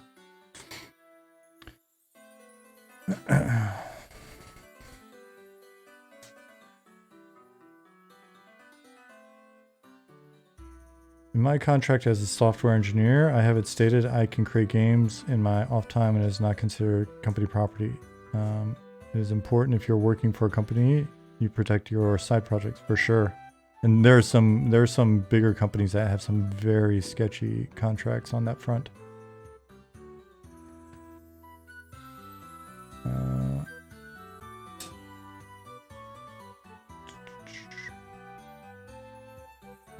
Talet says, I've been developing my project on my own machine and not in company time, but I hope that this isn't something that I need to worry about. Melius, you can always you can get a copy of your contract and stuff. That shouldn't be a problem for any HR department or whatever. One of the things that makes me sad is when I hear the same language being used by game companies that are also using an e-commerce site that I work on. Yeah, I mean, just a different style of business for a lot of folks. 56% is absolutely crazy. Like I said, learning something new every time I come here. Yeah, I mean, it really, the potential is there. I've seen it firsthand, but you can burn up that profit pretty quickly by just maybe over expanding. Because what will happen is small games become medium games pretty quickly, and that becomes like a very dangerous period. So you'll have some of these games start with like 10, 15 people, and sure, you can say that it was due to starting 10 years ago or 15 years ago at a different era, whatever. But some of these teams will start with 10, 15 people, become, profitable or really profitable, but then really start to expand the size of the team and start to go, okay, what's going to be our next big thing? And then that gets you into some tricky territory with regards to how fast are you pushing for the next big thing? How well do we really understand our current thing before we push for the next big thing? Because sometimes, I don't want to say often, but like it seems like often, a team will grind and grind and grind, like, you know, like we're doing, grinding for years, sometimes more years than you even realize. Right? It's like that overnight success thing where it's like, oh, she became a pop star overnight. Well, no, she's been making music for 15 years and then she had a hit and then she became an overnight success because nobody heard of her before that. That kind of thing. And so, you know, it's like, oh my God, wow, just came out of nowhere and was huge. Well, it was built on like at the time, what, a 10, 12-year-old IP that already had like multi-million units sold. It wasn't. It's not like it came out of nowhere, guys. But anyway, the thing that happens is the team's like, oh shit, we've got money now, and we believe we know the secret formula. And there's not really truly an objective analysis of how much was this due to timing, how much, you know, we were like, yeah, we made this game in 3 years. Well, but really, did we make it in 3 years, or did we start on the concept when it was like 4 of us kicking it at, you know, there's a great documentary, Silicon Cowboys. And it's like, we were sitting around at the Mexican restaurant thinking, hey, we want to make some shit. And how many years did that go on, right? And so what winds up happening is we have a really bad sense of our own history. And so I've noticed that there are companies that they buy their own bullshit, and forget, like, hey, this actually wasn't a 3-year project. It was a 4-year project or a 6-year project or a 7-year project, because you've got to count the earlier times and the mistakes we made and the reset before we started this project. You know, in the case of like Angry Birds, it's funny, we being in Sweden, naturally we had a couple of the founders from Rovio come through at different times because the folks there knew each other and stuff. And it's like, you know, I heard one story from one founder who was like, oh, we had the brilliant vision to, you know, and we knew what we were doing, and and this is why I can now help you with your business and blah, blah, blah, use my consulting firm. And then had this other founder who was like, that we had just failed and failed and failed and failed and failed, and we were almost like just done failing. And then it was, hey, shit, this seems pretty cool. And we just happen to also be on the iPhone when it came out, you know, like, and so I think sometimes companies rewrite their own history, they get high on their own supply, and then it's kind of, all right, well, based on this bullshit story that we just made up for ourselves, we're going to drive forward on the next project aggressively because we know what we did the last time. And sure, the timing's going to be, it's the same timing window, and we have the same understanding of our core audience and like all this stuff. Like, we just did it. We just got to do this again, right? And so there's this investment in like project 2, and it doesn't grow organically. It's not given the time that it's needed. It's not like there's no first year and a half of blue capsule men running around and shit like that, right? And so it becomes like a, hey, before our cash, like, because there's also this, you're racing against, hey, we've got this really hot thing, and then it's going to start to fade, right? And as we're starting to ride the long tail, we need to have our next big hit in the bank, especially, or in the bag, because especially if we've like upped our spend, if all of a sudden, you know, we've got this crazy run rate because we started making a ton of money, so we hired some more people, and we got this other thing, and now we got a new project going, and our marketing department went from, you know, one of us in our spare time to there being an actual marketing department, all this other shit that happens. You go from being like a 15, 20 person company to being like a 40, 50 person company. And that's just for the first game. And then it's, oh, we've got to make the next game before we run out of cash. And it's going to be as good or probably better because, man, we just did so good. We're so smart. So now, because we're so smart and we have this experience, we can make even more money. We can do even better than the first time because we're so smart. And so, boom, you get some people and it's like, start working on it, guys. And then what often what will happen too is, let's take our best people from the previous thing and move them into the next thing. And some of our folks are kind of burned out on the thing, depending on how long they're on it. And let's move them over, because that's how we're going to transfer our smarts, our learning, into the next thing. And so all of a sudden, maybe that exacerbates the potential sort of like trajectory of the first thing, which can be a little sketchy, right? Or misunderstand the trajectory of the first thing. And so, but no worries, we've got the second thing that's going to come up and help, right? And so they can meet on the way up, and that's going to balance out like our revenue. And so then it becomes the situation of, all right, how do we get this next thing done quicker, man? Because I'm starting to get nervous. Well, let's ramp it up faster. Let's put more people on it. All right. Well, how many people do we need? Well, we made the last thing with like 10, 15 people, but we want to make something that's bigger and more badass. So we're probably going to, and we need to do it a little bit faster. We can't take 6 years or 5 years or 4 years. We got to do this in 2 years or 3 years. Cool. Well, let's start ramping it up. Ramping it up means, and you know, unless you're taking the entire team that's got good team dynamics and they're all appropriate for the next game and they all want to do it, and moving them into the next thing, well, now you've got the whole problem of you got to build a team and establish team dynamics in a creative environment. And in creative environments, we're always like stepping on each other's toes and have creative differences, and you know, rarely share like a 100% purely singular vision. And so we got to figure out, like, we got to take the time just to make a team.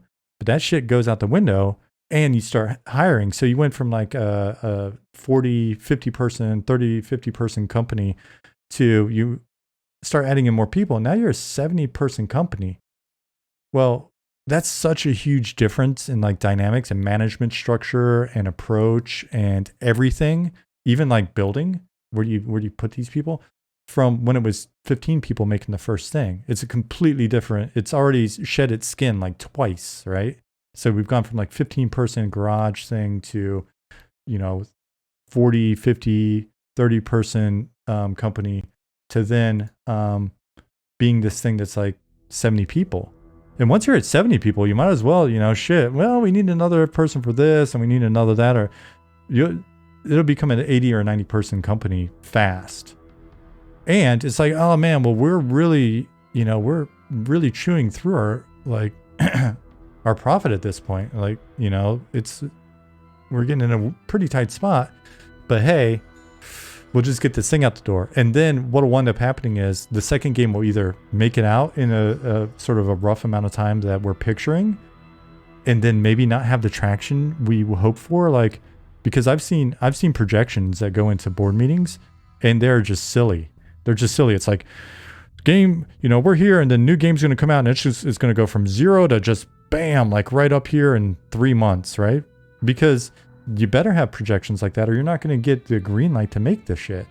Like, it's just like you're not going to get investment if you're not like, hey, we're going to put a dent in the universe. No one wants to hear, hey, we're going to grind and then we're probably going to have a small player base, but we're going to keep improving the shit and we're going to grow the player base through word of mouth because we're just doing the right thing, and then we're going to keep growing it and growing it and growing it. Like, the linear growth story is not exciting. So, hey, Acost, thank you for the raid. Right? So you have to bullshit in order to get the approval or to get the, you know, the green light to make the thing in the first place. And so that's where I'm like, and that bullshit can be dangerous because, again, you get high on your own supply. It's like, oh man, well, we've got to figure it out. It's gonna work, right? And then what happens is, as soon as the second project starts getting shaky, or you know, it comes out and it's not overnight huge, meeting its projections or whatever, then asses really start to pucker, and people go, well, how are we gonna fix this?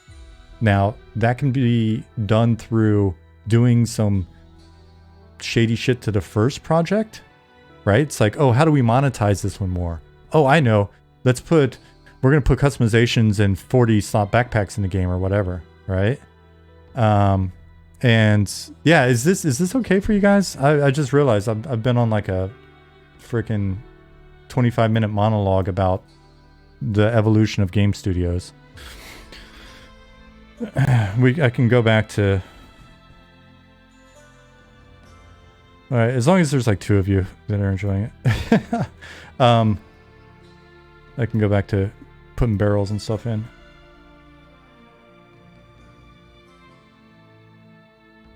Cool. Yeah, so Suinen said, in any scene I've observed a lot of bloated team sizes. Often 5 to 10 people work on a very small game. Doesn't seem to fit their team size. Spending way too much time making such a game. Having also taken part in such projects some years back seems insane when looking at it from the outside. Yeah, it's oh, you don't care about stupid barrels. Oh, sad face. Let me just real quick again, Acost, thank you very much for the raid, and Idafab87, thank you for the sub, and SSH, thank you as well. So yeah, going back into this.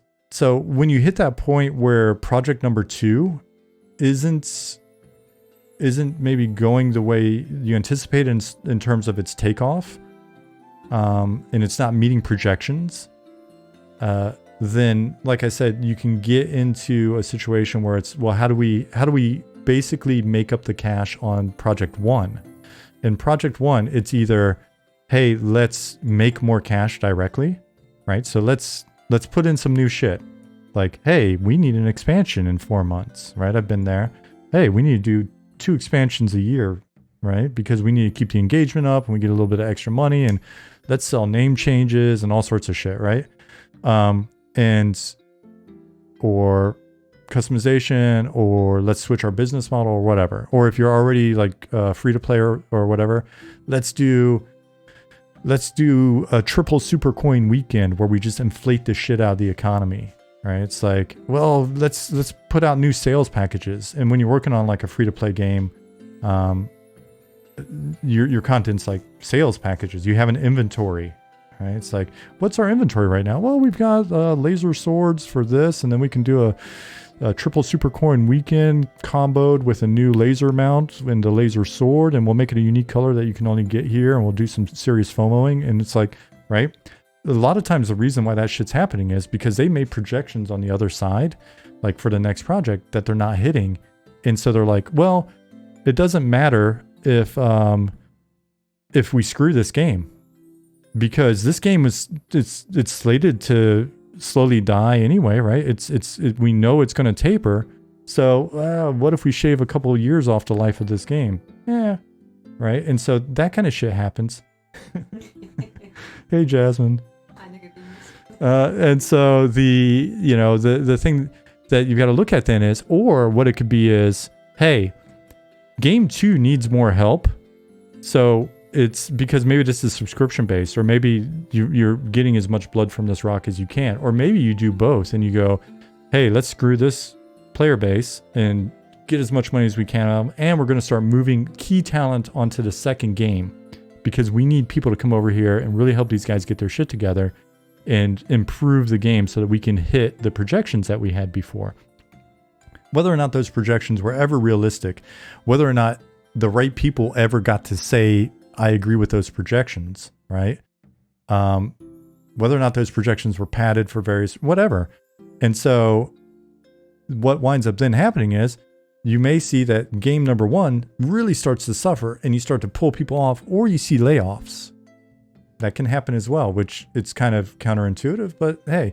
And so then people go here. Now, one thing to keep in mind with game number 2 that we haven't talked about so far is game number 3. Because if there's a game number 2, a lot of times there's a game number 3 because the games take more than a year to make.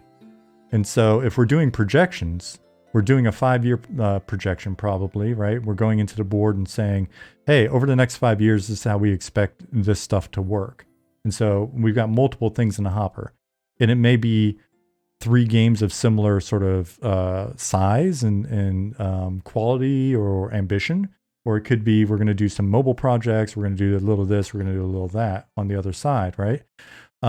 Or you're going to do both. And so what can really happen when you're in that medium studio size situation where now you're like 90 people, and we started at 15, but now we're at 90 because we got the 2 games, and we may be at 120. Let's get real. right? Because this thing's, especially if it's now live, because we've started to ramp up Project 3 in a very similar manner about a year to a year and a half to 2 years into Project 2's development. Because naturally, we're really smart. We made project number 1, which made a lot of money. So obviously, we're very smart people.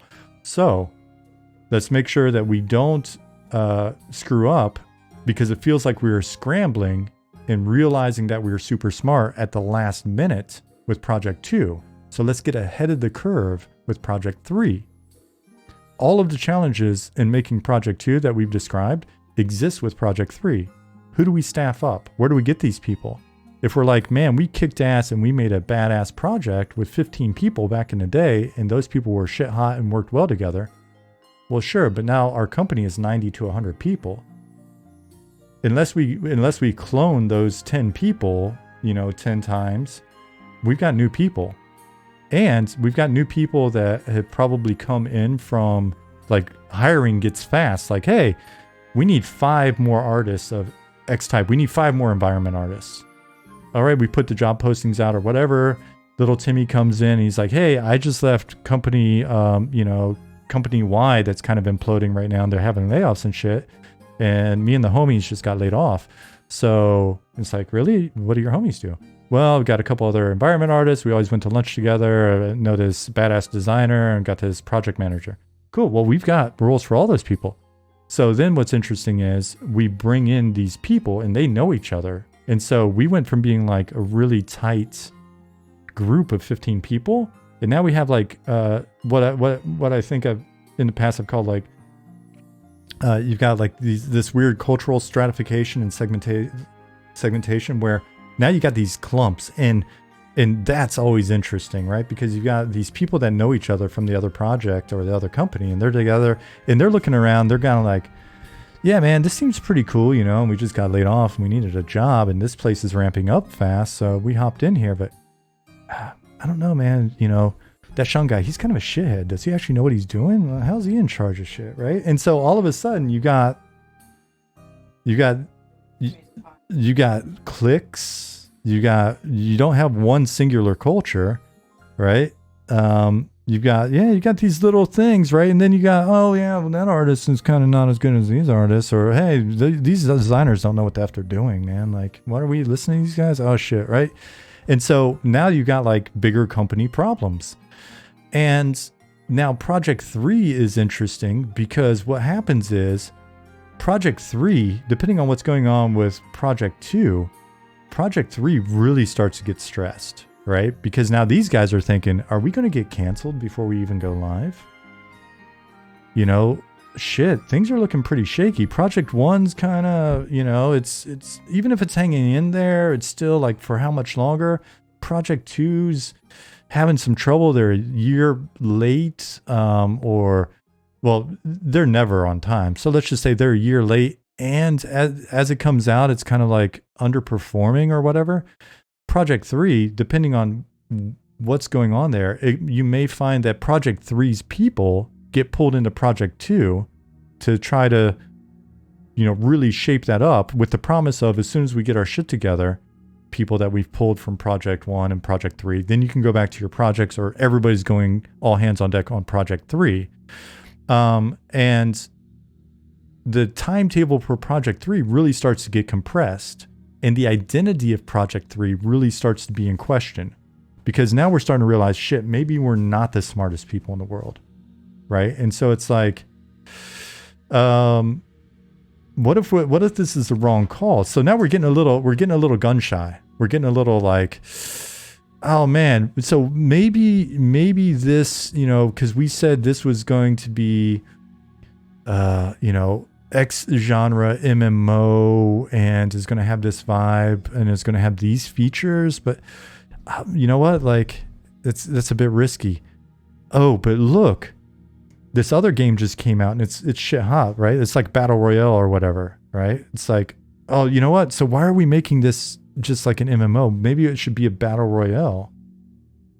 Oh shit. So then, and this is oftentimes happening above the teams, right? And so you got executives that are like, no, they want to make just like this, they're making this hack and slash, but what about this battle royale shit right now that's making so much money, right? Like, do we really want to risk it? And we thought we had the plan for Project 2.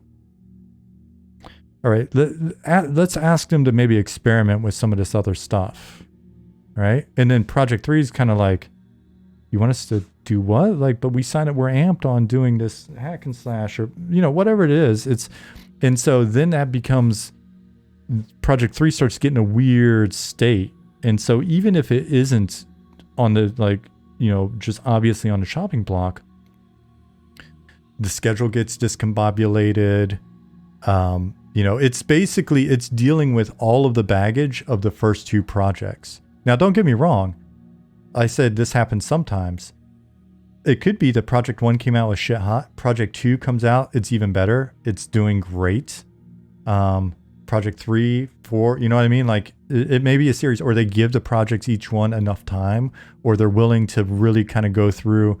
I think Supercell was good at this, or is good at this in the past, of just really being very disciplined and looking and going, is this project really good? If not, let's kill it before shit gets out of hand. And they keep it like, tightly staffed and really, put it through the ringer and make sure that things are going well. Or they go, hey, game will ship when it's good, right? Like old school Blizzard kind of mentality, I guess, where it's like, hey, we've got enough cash that you can work on this game for 6 years or 7 years. Just find the game in it, right? So I think when we look at companies that have been successful and been really good at doing, project after project, or bringing in really smart studios and doing the next project, that's not what we're talking about here. I'm talking about the other 90% of companies. And so the behind the scenes, sometimes when we're looking at a company, or we're looking at projects, and we're like, how did that shit happen? Brown Butcher said, I feel like this story, this is a story that's happened hundreds of times with tons of other companies. I'm mainly just repeating from memory, personal experience and experience of people that I'm close with. And I've watched this play out a couple of times firsthand. And I've come into companies where this had already happened. I mean, one of the companies I was at was 1,200 people at one point, and then they laid off like 700 of them at one time, which got the attention of the German authorities. And so by the time I got there, they actually had like a works council, essentially sort of a German union. And we're like, we're not doing that shit again. So it's like, the situation I'm describing should seem plausible because I have witnessed it. And then what winds up happening is that medium-sized company that went from 15, 20 people originally is now sitting at 120, 130, 140 people. It could be 200, but like I would say I wouldn't be shocked if it kind of hits that sort of 150-ish. That's when you really start to see over time, you may have a semi-successful or a little bit, maybe it's growing, but it's taking a while. Project 2, Project 1 is, you really are kind of riding the long tail on it. So it's not horrible. Shit's not cratering. Project 3 gets canceled.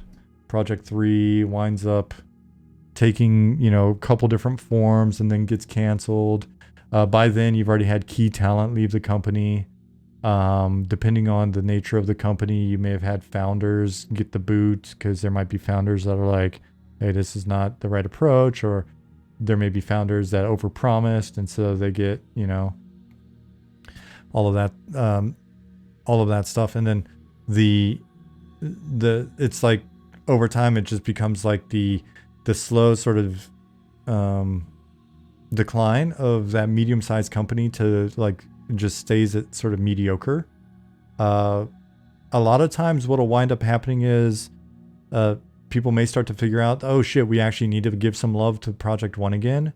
And so Project 3 gets canceled. Project 2 is in sort of a mode where we've got enough people to try to see if we can grow it, and then some effort is given back to project 1 a little bit late, or it's too late for project 1 and everybody's just kind of on project 2 and you ride that out for a bit. And yeah, that's so when people talk about kind of where would you like to take a company, or if there's a question of like how do you see things moving forward, I think the real kind of the interesting companies to me are the ones that have success, whether that be because they just sort of grinded their way to a point where they got to reasonable success, or even if they've had like a bit of a hit but just stayed disciplined and not really grown super big. And like I know of a handful of companies where they're smaller, the indie companies, but they're 20-30 person companies. They've been around forever now.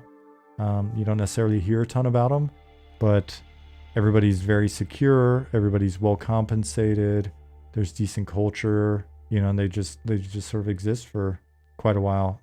So Nicodemus said, I'm feeling PTSD from this topic. The struggle is real. Yeah, it's not bullshitting you, but I will wrap it up. I think we've covered that, and I've lost momentum on it. So, but yeah, we come back again at some point. I'll probably do this exact same monologue again, because it's just one that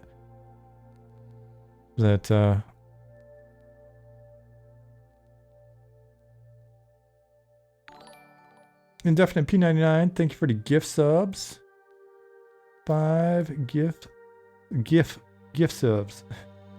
Keith, Popsicle, Sorbonne, Hambino, and Hyper got gifted. Gamescom, am I going? I don't know if I'm going this year. I went last year just because Jasmine's parents live in Cologne, and so I went. I mean, it was okay. I saw a couple people I knew, but overall, it's just kind of, it's all right. It's funny. I walk around Gamescom and I look at like, oh look, this game that nobody's heard of spent $500,000 on a pirate ship. Why? Have a nice picnic for your employees, or give them a bonus, or reinvest in a game. Don't buy a freaking pirate ship for Gamescom and then throw it away 3 days later.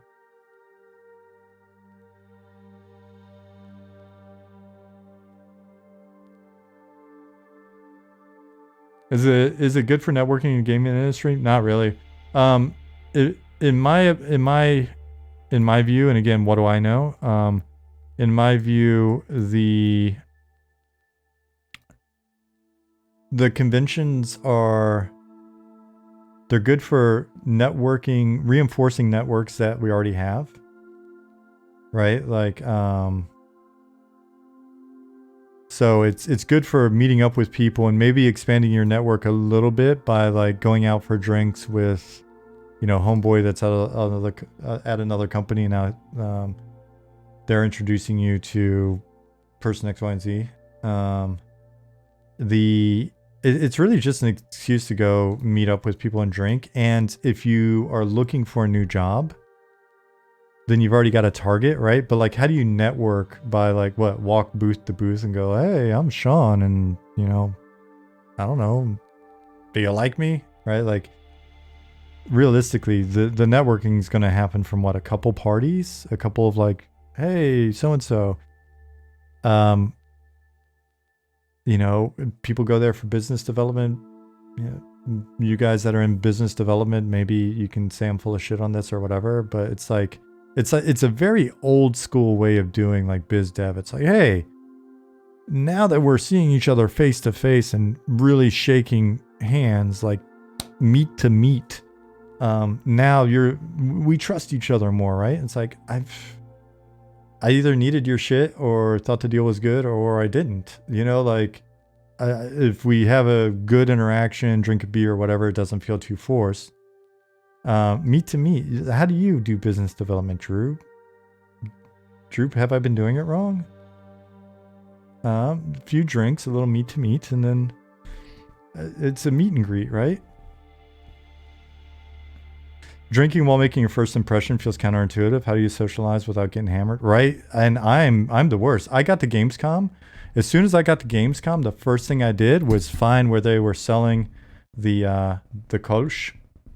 Got me a nice Gaffel Kolsch because the can is beautiful. But it's not like I wasn't drinking a beer on the way there because it's Germany, right? Like if you're walking somewhere, you might as well be drinking a beer. So I'm always like, and I'm not making the best first impression, to be honest with you.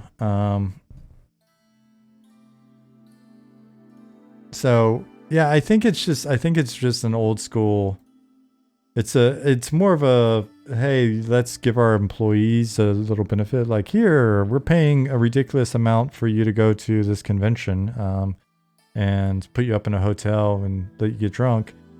Hope you appreciate us. And the employee's like, I'm just going there to meet, Timmy and Sally to see if I can get a job at that company that they're at. So I don't know. It seems a little old school. And it's just, I used to like E3 because it was such a big pageant, and you go there and it's just like, giant Nintendo booth and the giant this booth, and you get to see some things for the first time, and oh my, holy shit, look, Rockstar has got like this badass, tough ass looking area. It's all barbed wire chain link fenced in and stuff. And I was younger and I was new to the industry, and I was like, oh man, this is super cool. And then we're all going out, and on the company's dime, we're getting hammered, and then we're going to have really bad headaches and be nauseous for the first 20 demonstrations we give the next day. But then we'll get through it because it's E3. And like all that was kind of fun. But then I would also look around, and it was just this sea of goons. Not the fans by any means, but you don't see them until like later in the week or whatever. But it's just like a sea of dudes named Dirk. Like, hey everybody, I'm Dirk Striker. I've been marketing. I can market freaking vacuums and everything, but now I'm marketing video games because I hear the kids are into them these days, right? And it's like goons in like black, jackets and black t-shirt. Dirk Striker. Yeah, the suits, and it'd just be a sea of suits, and I was just kind of like, yeah. You should change your name to Dirk. You should. Oh man, I'm gonna have to work extra hard tomorrow because I thought I was gonna get more done. I gotta admit, for 2 hours today, I just played our game. And then I was like, you know what? But I'm going to make up for it because I swear I'm going to be super productive on stream tonight. And then I spent an hour and a half monologuing about some bullshit.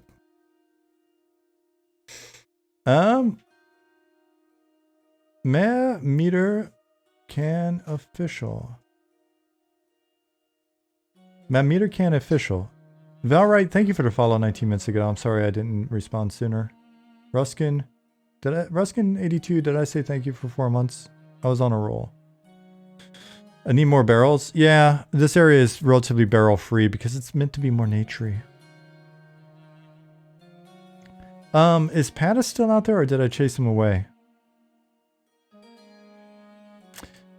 So I'm trying to figure out Mehmet.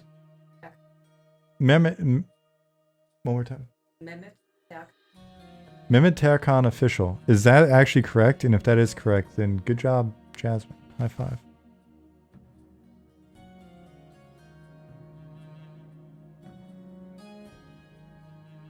Said, hi, wow, amazing MMO, RPG, Unity, and Indie. Yes, it is the 3 flavors that go best together. Must you construct additional barrels? Fortunately, I can duplicate the barrels. Can you climb that ladder over there? You can climb that ladder over there. Since I'm not really honestly working, let's face facts. I'm not really working. let's actually get out of my dreams and into this zone. Sure.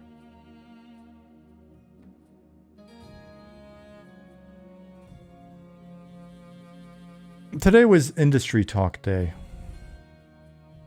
So it's still relevant to what we do here. No decorating today. I put up well, look at, I put in some hanging Dead Ashira. A Cooper profession and Eminem win? Hi, Schmonite. Cooper profession. What's a Cooper?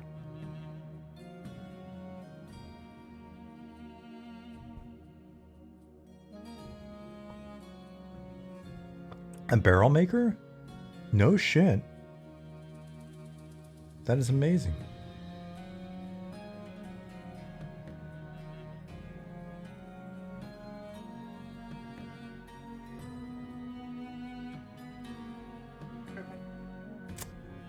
I learned something new today as well.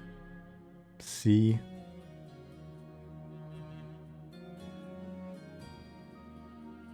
That's what we do. We share. We share knowledge here. If you're new here, this stream is about knowledge sharing.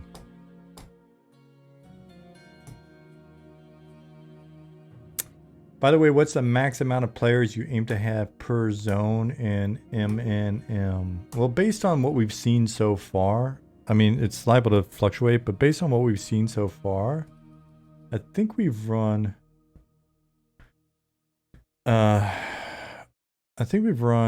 what? A couple hundred people in Night Harbor, and it was looking pretty good. So I'd say I wouldn't be shocked if we're averaging 150, 200 people depending on the zone. I don't know.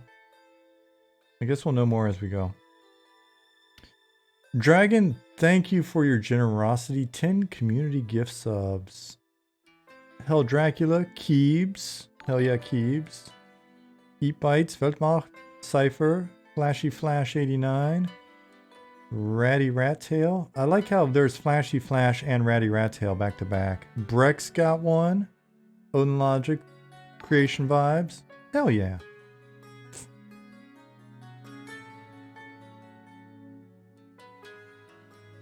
So we got, you know, a little goblin area over here. Sparrow, see, I did decorate. I put up some hanging Ashira furs. Ignore that there's wacky stuff going on with my character at the moment.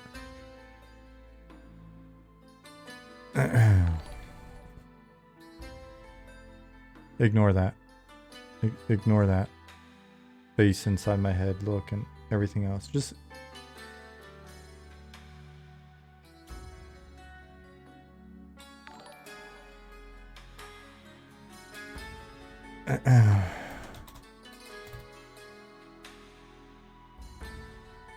yeah, this is so... This is over in the goblin section here, Salacious. We got a goblin section of the dungeon. New month, wife said okay. Well, thank you very much, Dragon Wife. That's very generous. Very kind. Forgot how bad you were at grouping until that stress test? Yeah.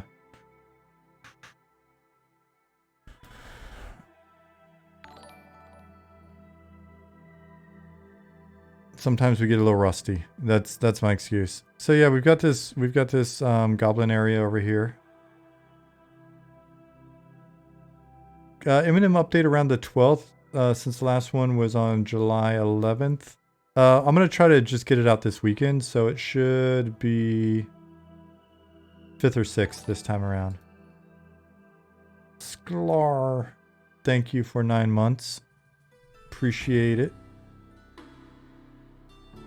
So here I'll continue to run around this goblin area, and then we'll go back into the zone proper.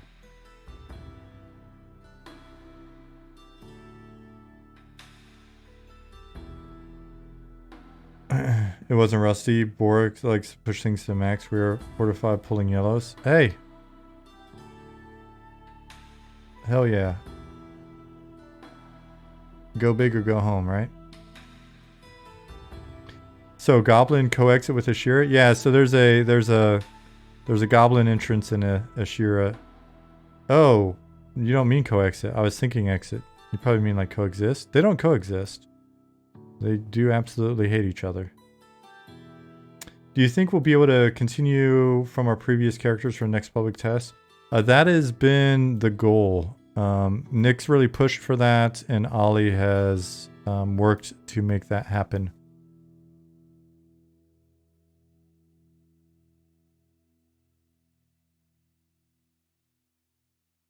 Thick Matt hates angel hair. Hello, everyone. Angel hair is disgusting, but you aren't. Do you by any chance know Fat Matt who loves spaghetti?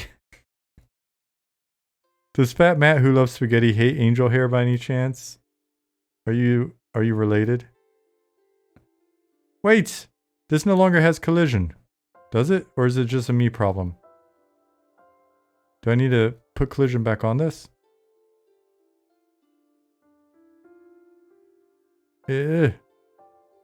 Alright. You no longer have... Oh, I no longer have collision? Nope, I have collision. Don't try to lie to me. I've heard of him. Yes, I do. Alright, Thick Matt. You no longer have collision? Not with ladders? What? Alright, well, I'll have to see if I can make these ladders slightly different since they're basically just a plank.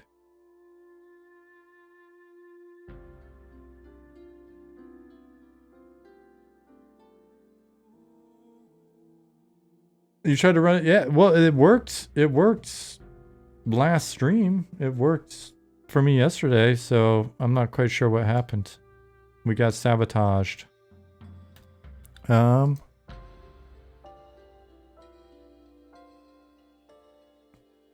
to remember where I'm at.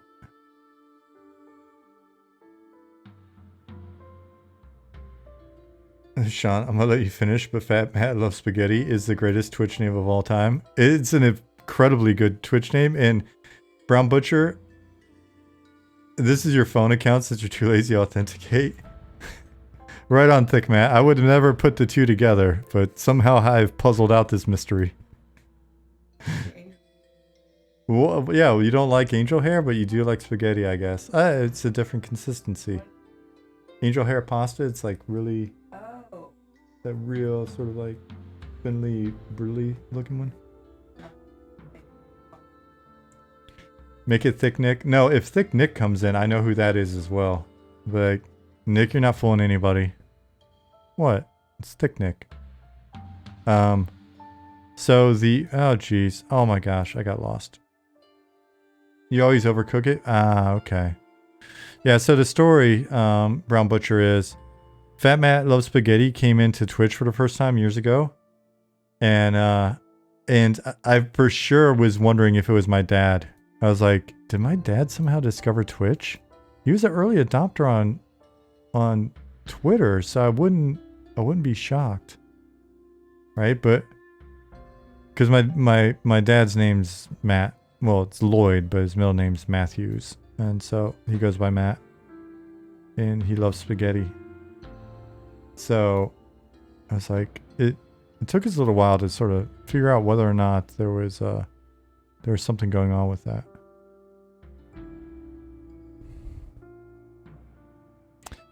Those of you that are new here, disclaimer, the blinding white water is just placeholder.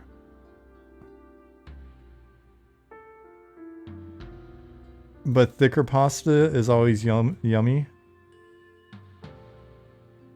You know what they say, the thicker the pasta, the sweeter the... I don't know. But they probably say it.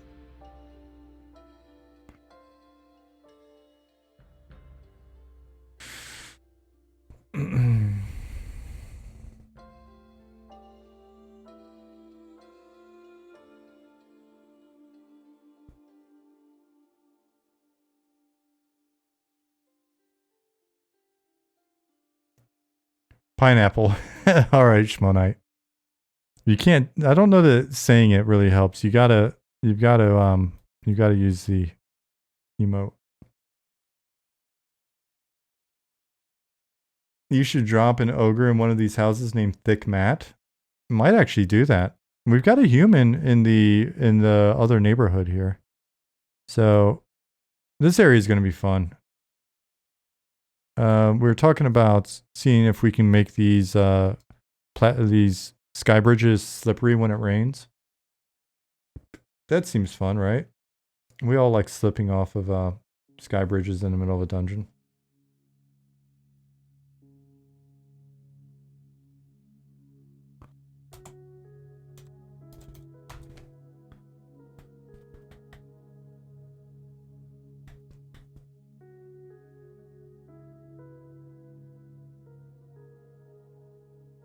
Atmospheric.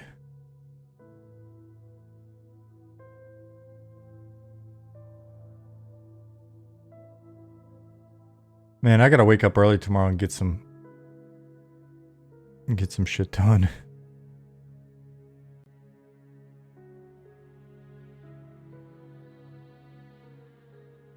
Are we gonna have pasta tomorrow? Now that we've talked about pasta? Yeah, I'm kind of thinking pasta tomorrow. Yeah, the weather is definitely pasta weather.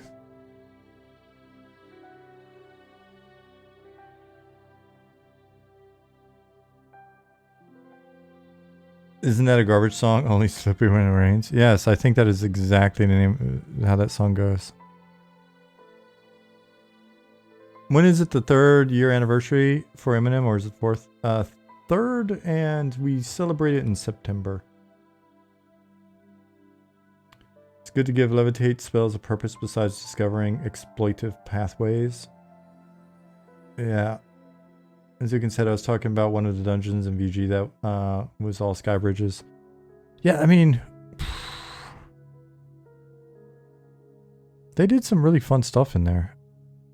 I'd be interesting. Did you post screens of that before, Zukin?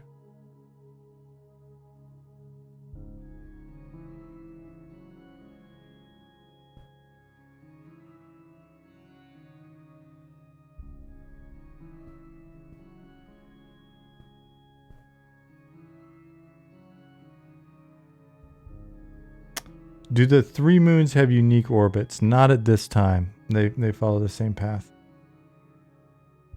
Yeah, because as soon as you said that, it made me think of... yeah, it made me think of screenshots, because I was like, I swear I've seen that. And I was like, where would I have seen that? I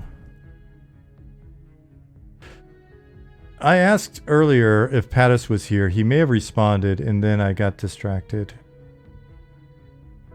Damn it. Pattis, are you still here?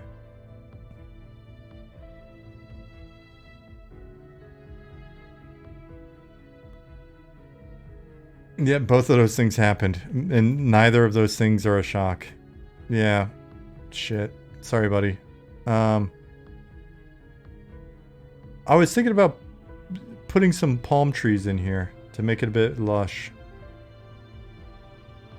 A bit more lush.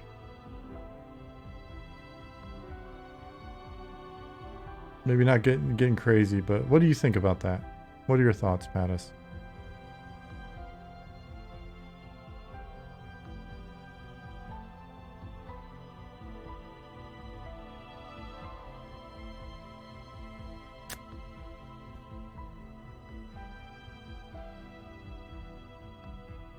Are any of the moons made of cheese? Say yes. Yes.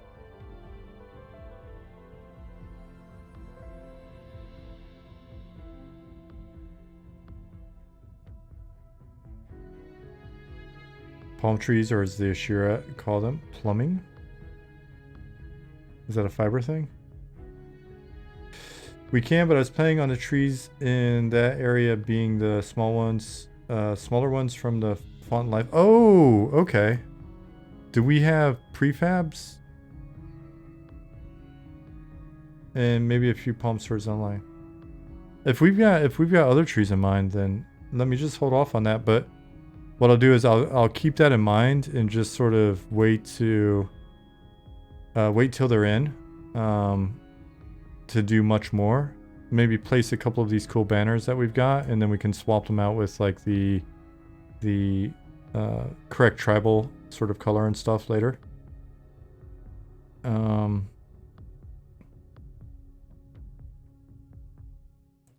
And what I may do is just put a little pause on, like I'll get just a little bit more on the object side done tomorrow morning.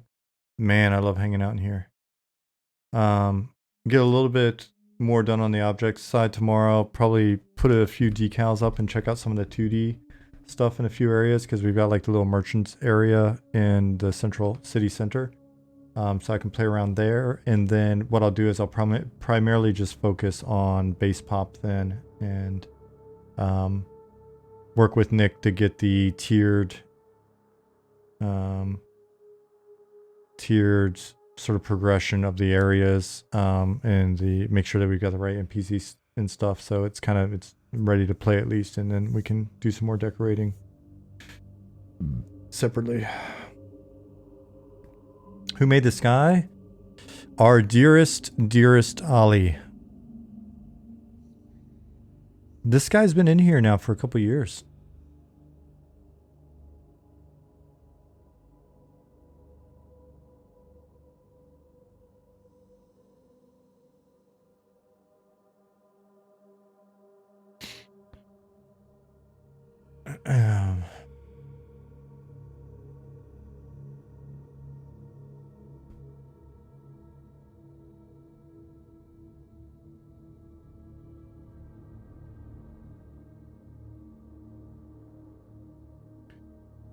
Yeah.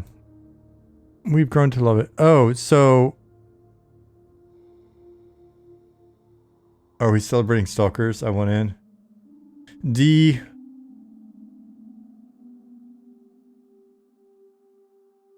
Do you want in to be celebrated as the stalker, or do you want it into the celebration? Harrison, I thought about it after the fact.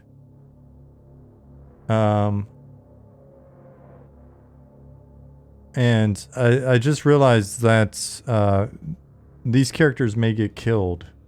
And then I actually felt kind of bad afterwards. I'm like, I don't know. I don't know if all of a sudden I was like, oh, that went from, oh, this is kind of...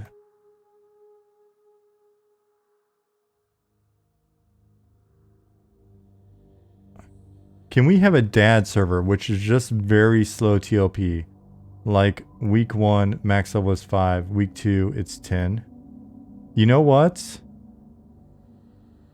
IDFAB 87. I would love that. I would love it. I would love it. Because it's the opposite of my TLP experience, and I would enjoy the TLP so much more. We actually, so we talked a little bit about something similar to that, just joking around. Where it's like, what if you could only hit this level at this point, and then X amount of time later you could hit that level?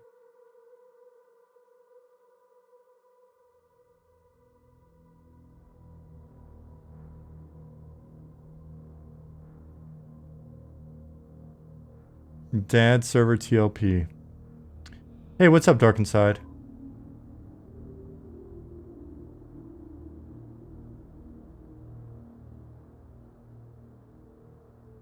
I'm against it unless moms are allowed. What is a dad, really? Parent server, fair enough. We can, well, there we go. Now we've made everybody happy.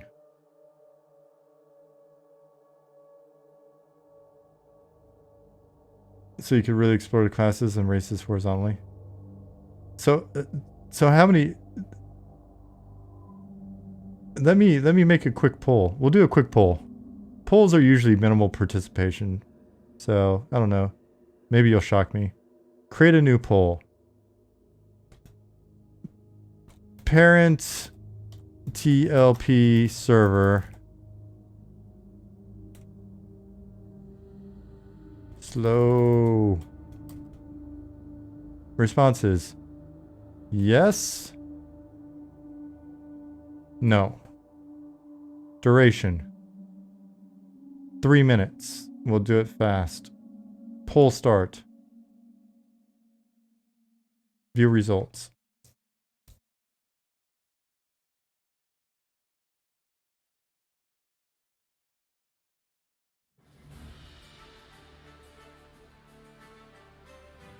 Holy shit, we already have 13 yeses?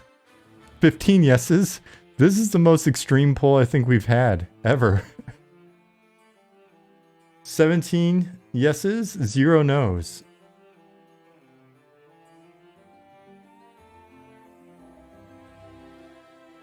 Liz said, I'll send sloppy dog turds in a packet to anyone saying no.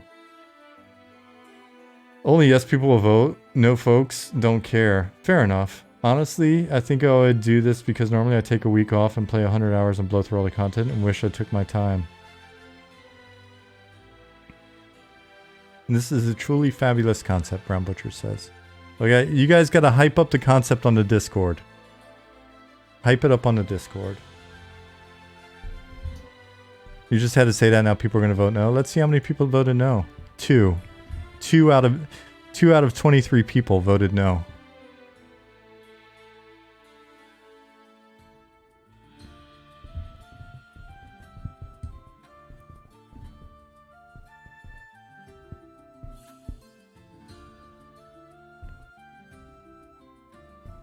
And let's track about a dozen players who average less than 20 hours a week of playtime and use that to build a TLP progression pace. That's an interesting concept, Bilbo.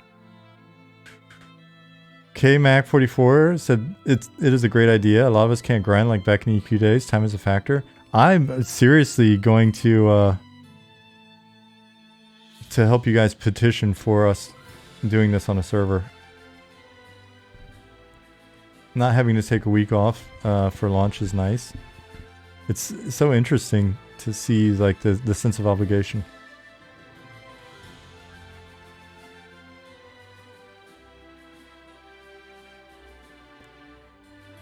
$23-2. Is that it? Is that everybody? All right. That is not a bad engagement for a poll. Especially there's only 70 of you in here, so that's like a be generous. It's less than 30% engagement. It's what 20 something 25% engagement on a poll. It's not bad.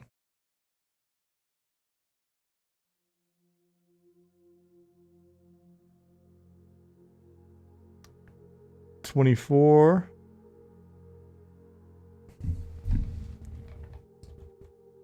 So back up to Harrison. Tonight's theme is me asking Harrison a question and then getting sidetracked immediately and then having to come back 5 minutes later and respond. So Harrison said just make them instant headshotting when it aggroes. Okay.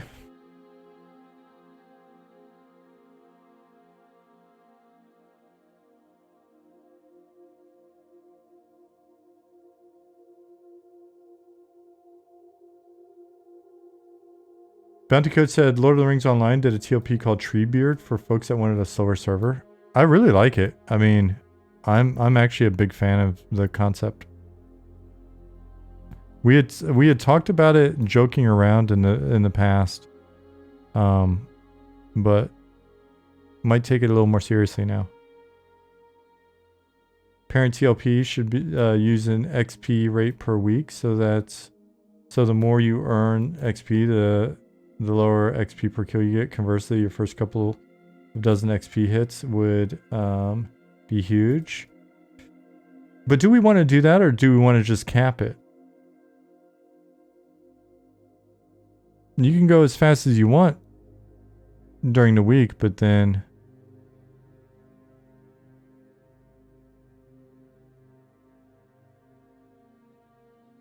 yeah, otherwise it'll be hella grindy. Fielder said, yep. Yeah, I think I agree.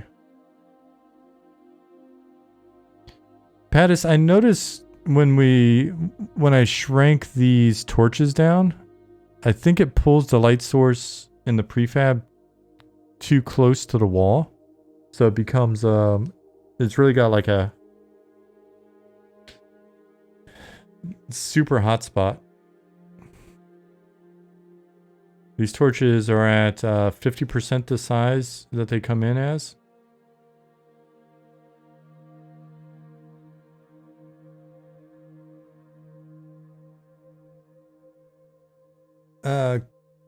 Do I do that on each one of the prefabs? Because if I have to do it individually for these guys, then...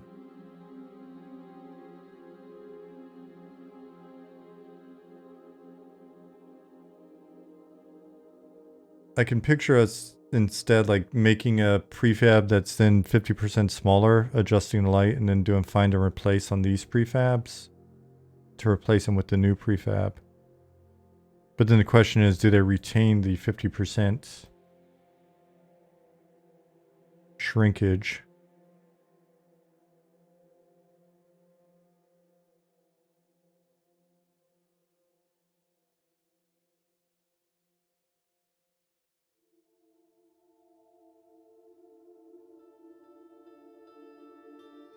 What? Baloo made a damn hand carts. Yo. I was just checking Slack real quick. D loves pudding? What does this remind you of?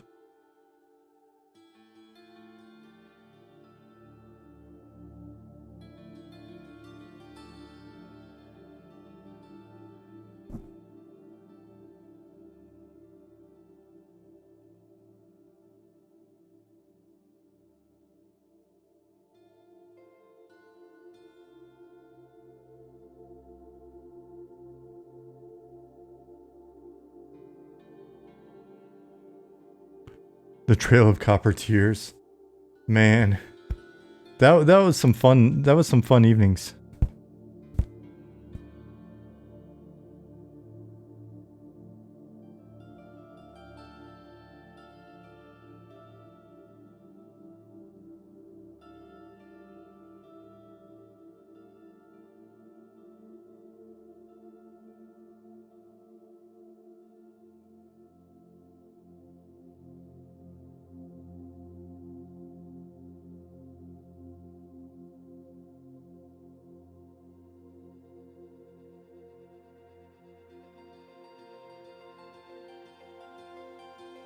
Body carriers. That would be kind of funny if you could load corpses. Somebody consents somebody with a cart and you can just stack corpses.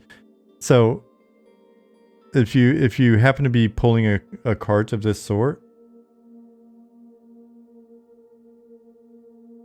everybody consents you and you just stack corpses on it.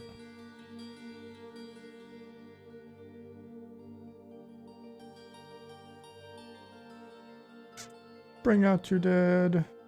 Ding ding ding ding.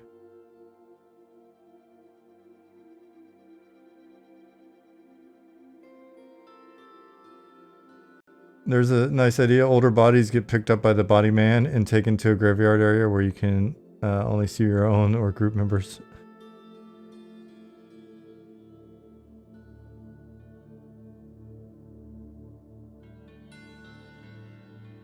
It could be a little side hustle for adventurers. Go in and pull bodies for the adventurer guild.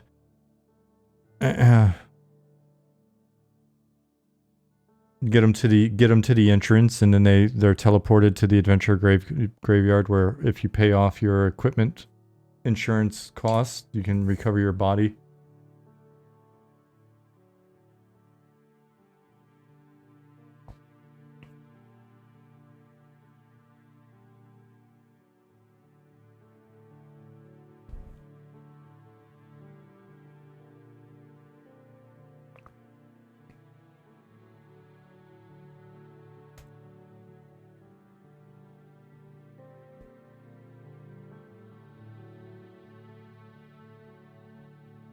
Gnome Undertinker. Yeah. What's your side profession? Undertaker. Hmm.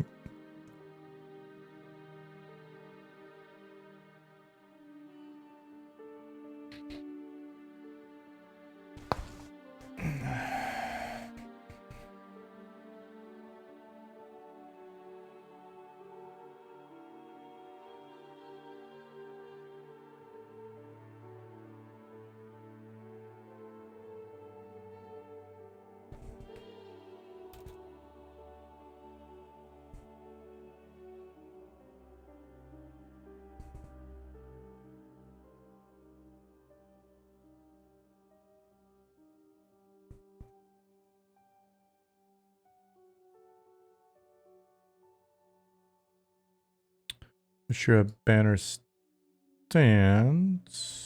You know what? I'm going to duplicate the one that already exists here.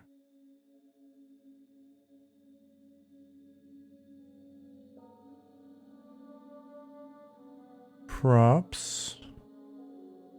Barrels.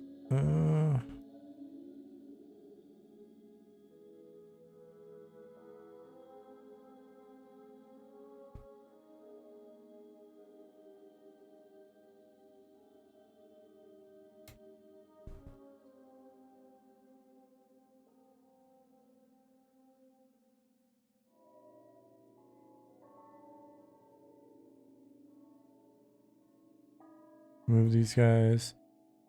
Pattis, I was trying to be a very good citizen and organize stuff in folders as much as possible. So that when it comes time to actually polish stuff and do things, it would be easier for you to...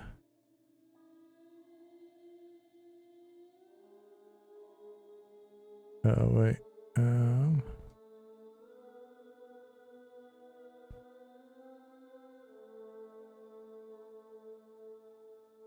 You're very welcome. I figured it was the least I could do if I'm going to be crapping barrels and boxes all over your zone.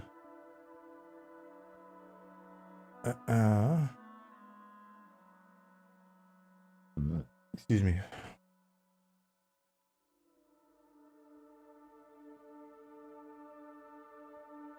Something I thought about the other day, the invisibility on dead spell. What if it changed the model of your character to a skeleton, but you could see gear on it and the dead ignored you because you look like one of them? But that would be a different kind of invisibility to undead. That'd be more like broing down with undead. Meant to drop those banners into a group, but forgot once I stepped into GitHub landmine this morning.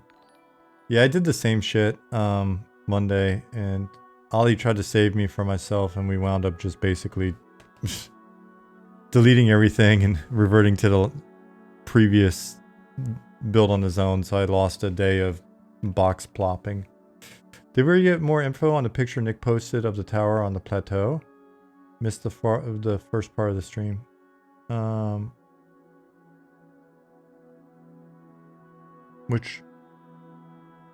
Which tower on which plateau? I think we've got a couple towers up on things.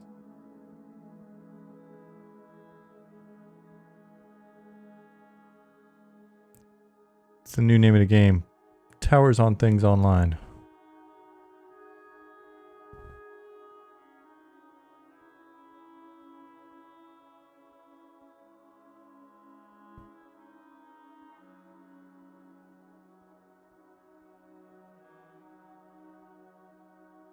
You tried plopping, but it looked like poop? Oh man.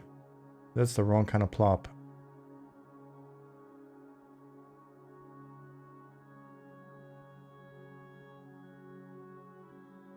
Army T Mitch, if I'm saying that correctly, thank you for the follow.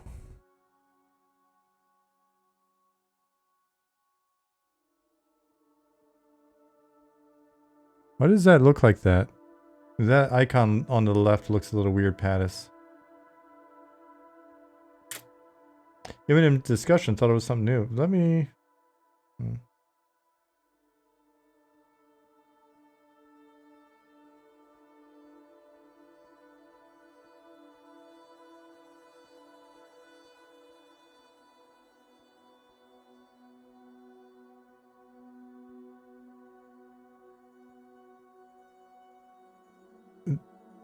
Oh, this is actually that's actually really old. I'll put that in back in the day. That's in a placeholder zone that we really haven't shown much. Somebody was asking if we had a kind of a Kern's Tower looking environment. This is in the glass flats.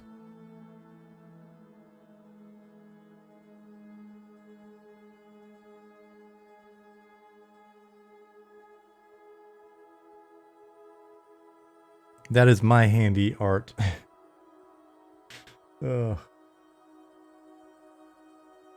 This icon right here, it's like kind of shaded on one side. It's a box with one side shaded. Does that mean I probably did something weird that I shouldn't have?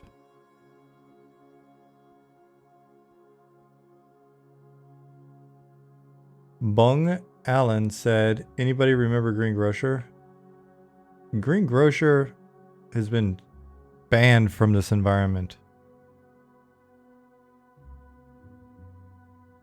They're a menace.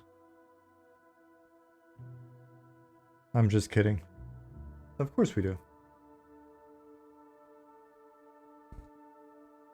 Yeah, that guy sucks. Exactly. We've had enough of his rabble rousing.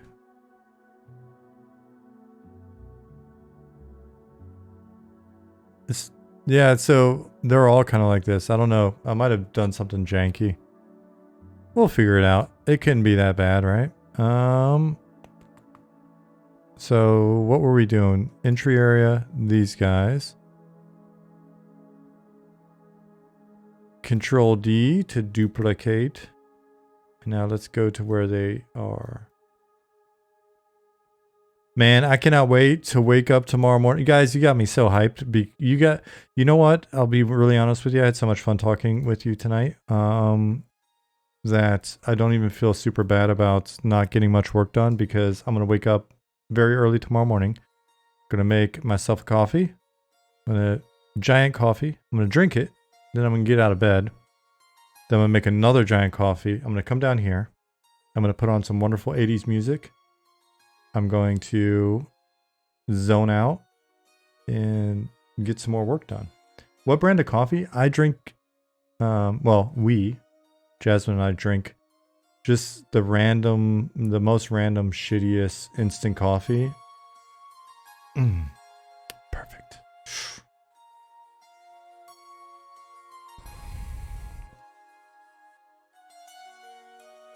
You guys can drink your wonderful coffee. I'm preparing for the end of the world, so I'm getting my body acclimated to random shitty instant coffee. Keurig? No, just little löffel full of coffee, little spoonful of coffee. Who needs coffee when you have whiskey? We have both. But we've got morning drinks and then we have early afternoon drinks.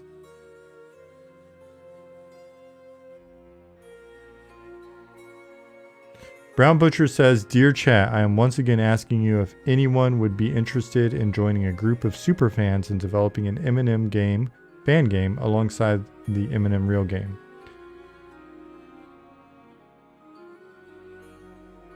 Please take it seriously, but do you understand that if you guys can make a good enough mini game that's a fan mini game and generate millions and millions of dollars, then we'll gladly be your project too. My friends from Belgrade swear by instant Nescafe coffee. I make them good stuff all the time, but they're about that instant freeze-dried stuff and have developed methods to make it good.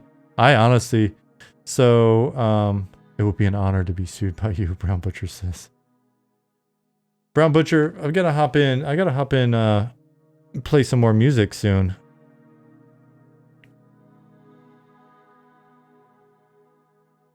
That was fun when we were playing music the other day. Fielder says Sean likes the stuff that gives you your caffeine and black lung simultaneously. I will admit, on that topic, I do like to make a cup of coffee in the afternoon and go on my balcony, nice and quiet. Smoke my pipe and drink some coffee and get really relaxed and come back in and do a little bit more work.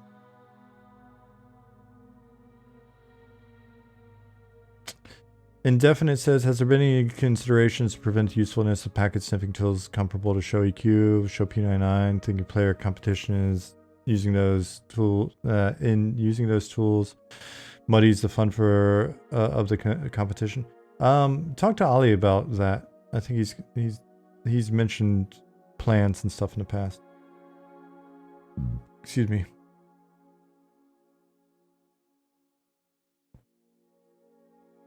But always feel free to hit Ali up. Old school pipe tobacco or secret second thing? Subnatural old school pipe tobacco. And usually I'm using a really silly corncob pipe so that the Germans think I am the most cliche American ever.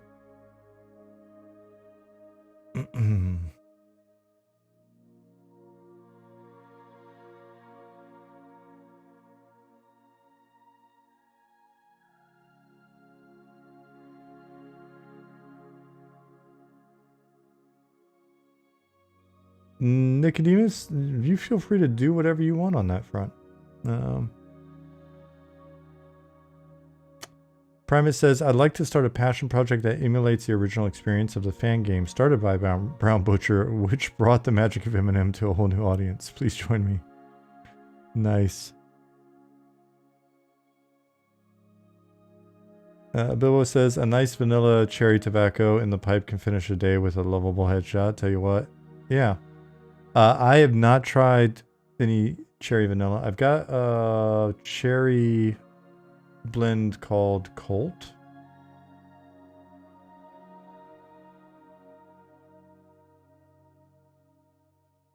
I don't even know if I'm allowed to show you like the container on Twitch. You'd probably get banned for promoting something horrible, like, oh, it's tobacco. So, but I love the containers they come in.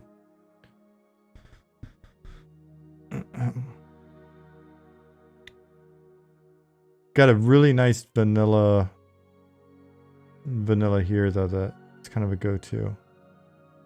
D Loves Pudding says, I know time has passed, but don't you forget you owe me a 1v1 dueling game whenever that content is available. You're going down. Absolutely. Absolutely.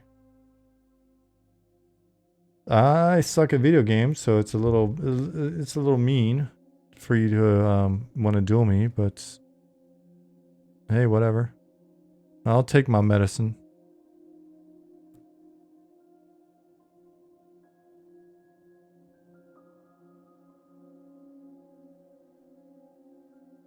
Would actually be fun. Redemption once this launches, duel the GM in game. I think it'll be fun too. So you guys don't let us forget. But see, what's gonna happen is you're gonna duel someone like me a little bit and get kind of cocky, and then you're gonna duel the wrong person. You're gonna duel like a Nick and just get your ass handed to you, and I'm just gonna laugh and laugh and laugh.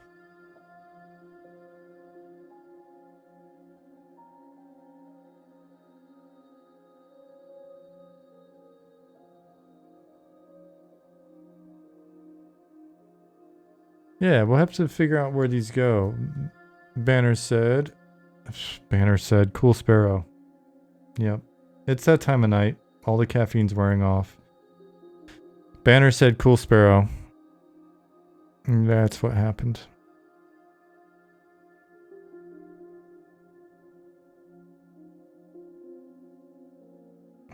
Thanks, Banner.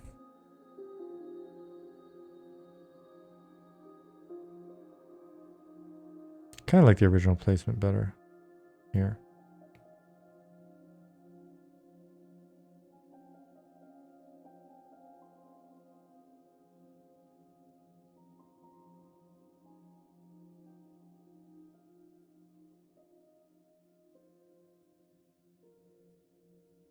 Oh, that looks really cool, Nicodemus. May have misunderstood your original question. I'll have to ask you some questions related to it.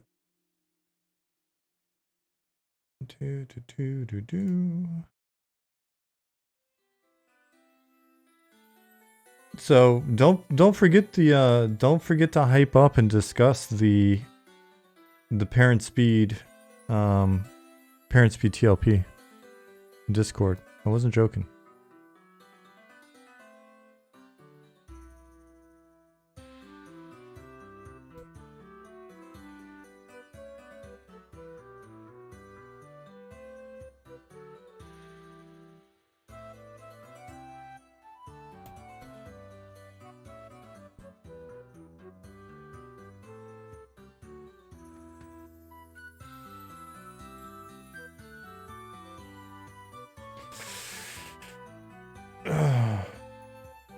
Mikobai said, hello, working and lurking. Howdy. Yeah, there's a bunch of you lurkers.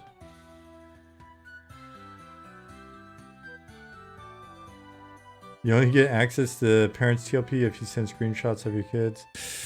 That's a bit restrictive. Do fur kids count as well?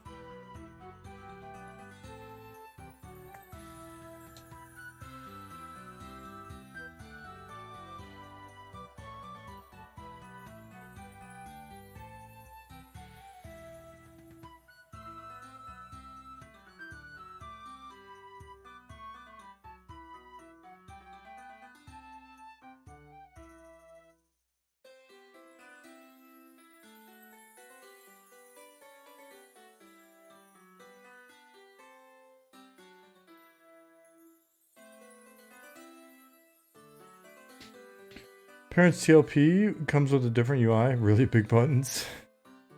Don't laugh.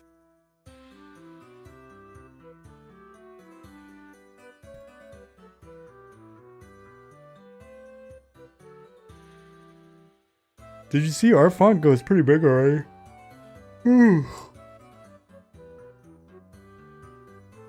We got a pretty decent size scale in for the font. Can't see it because you can't get in. I know, I'm sorry.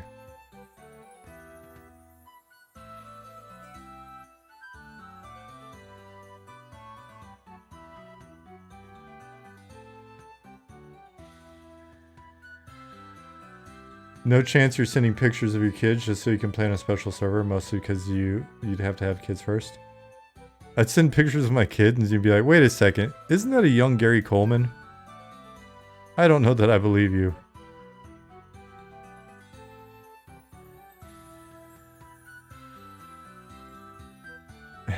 I'd be like, what you talking about, Willis?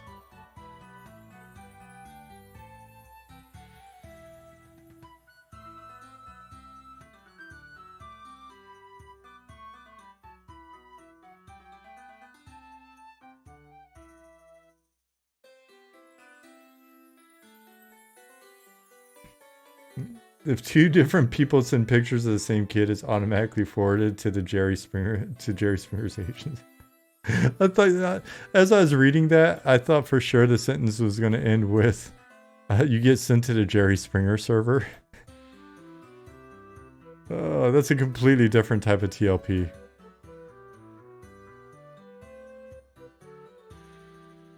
I don't know, I'm going to put a couple of these around places. If they look janky later, then Pattis and company will fix it. They'll fix everything.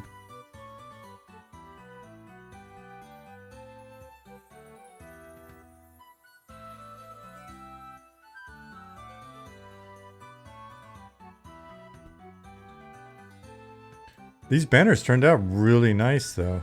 Good job. Pattis, are you there? I promise if you respond, I will acknowledge your response and continue the conversation directly with you immediately this time.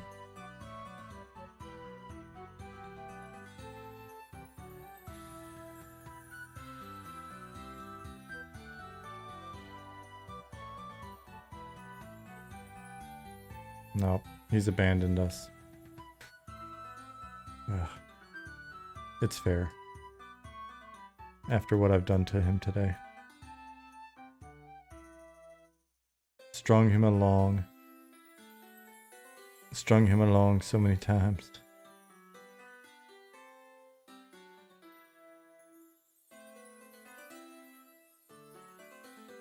Hey Sean, could you do a slow flyover of Telekir? I can. Yep, I can do that for you.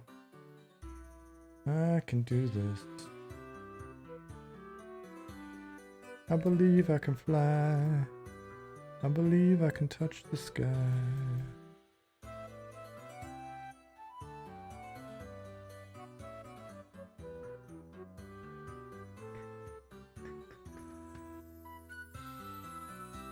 Do you want to fly over so you know how to build your golf course?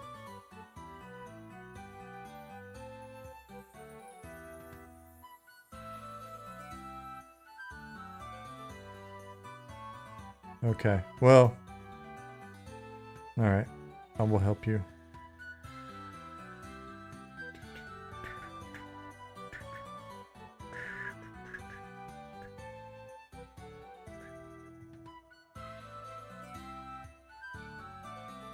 So this would be course 1, it'd be called like Crooked Canyons.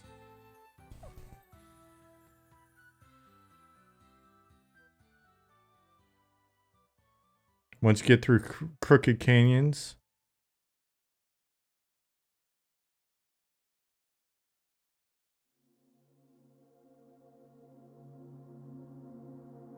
got the Cozy Tent City. The par 5 at Ashira Links is a dog leg left. Damn, John. Monsters and Mulligans, make it happen. And then you can do like a strange indoor golf course. You could have the Raider run. It looks a bit like this.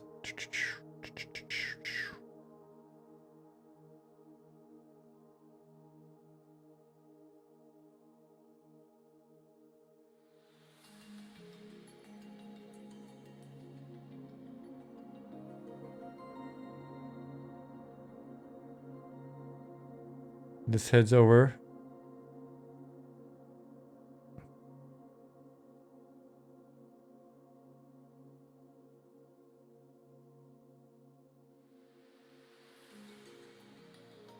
Really impressive how much work Patterson put into this. Yeah, it is a dope zone. Like I said, the more time I spend in here, the more I've really kind of fallen in love with it. It's a great zone. And the thing is, like under all this, there's a lot of nooks and crannies that still have to be filled in a bit. Like, look at the sprawl in here.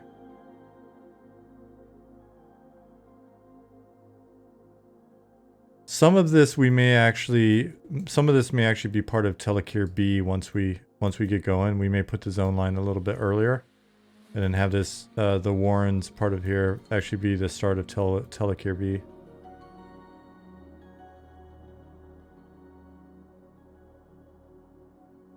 What just happened? Why is it so cool and cozy in here?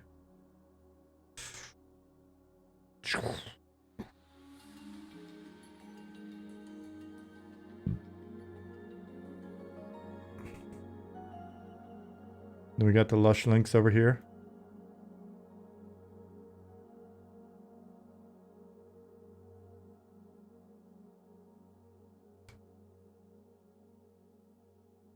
Think it's one of those zones Pat has set up that changes the lighting? Yeah.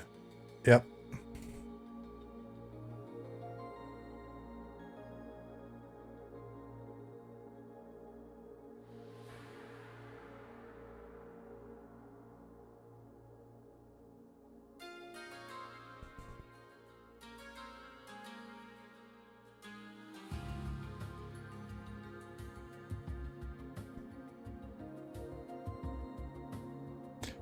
Will this be a lower level zone that we can explore in the next public test, or is this higher level? It's a little bit higher. I think it starts at 8 right now, but that's part of what we need to resolve in the next couple of days, is get started on. Essentially, each section will have a little bit of a different range. So we've got like this transition to no man's land area here, then going down to goblins. So it'll probably be different ranges there. The city center will have a range or set of ranges. The Angolots sort of living area, this lush area, will be a different range. Working your way up through into this area, because this actually, there's stuff in here to like rooms and corridors, so work your way up through to get into here, and then over into this area will also be a different range. On behalf of the team, thank you, Gilmere. And then this area will probably be, because it's a bit out of the way, so you have to like come up and then come through. I honestly always forget how you get up here. That's a room. Down, down, down. Nope, that's dead end. Zone line is somewhere. I always forget how you get up here. Legitimately. So essentially like trade skill areas, merchants and stuff like that. Okay, so this is here. But how do I... And then this is merchants and stuff. So the... And then kind of work your way up. That's not true. KMAC 44, I'm always lost. I'm known for being lost. But the question is, what is the path up here? There is a legitimate path up here. Oh, wait, no, that's not it.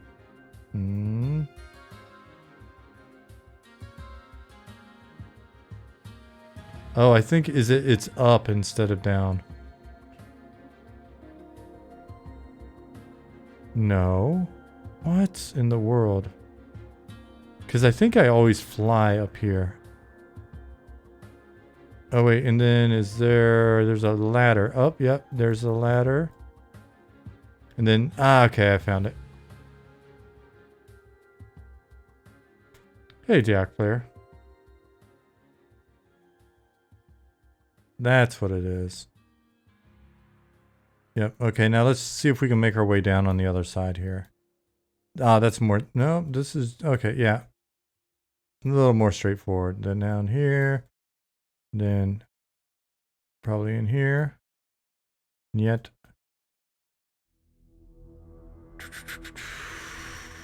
More rooms.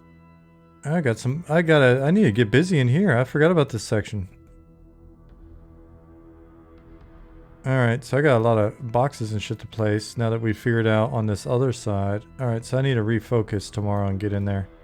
But this area, once you come over here, then this is kind of where we're going to be doing the Monster City concept. So if you faction up with the Ashira, you can actually use like their trade skill areas and talk to the NPCs. There's quest NPCs and you can shop and stuff like that over here. So doing your epic quest on your monk in EQ2 right now.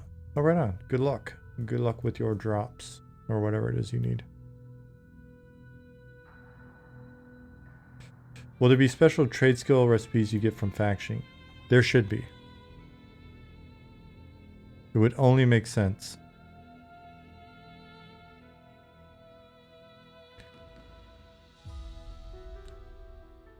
And so, in that kind of stuff, it doesn't even necessarily need to be more powerful, right? It just needs to be kind of unique.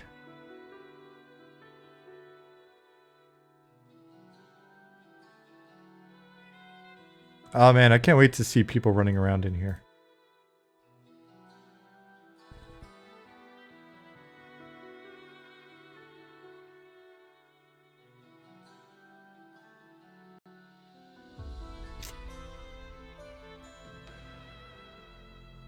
We need the cosmetic spell adjust from Monster Cities. You threw us an idea the other day. Ashira could easily have like a Beastmaster pet cosmetic spin. Yeah, it'll be interesting to see how much of that variety we can pull off.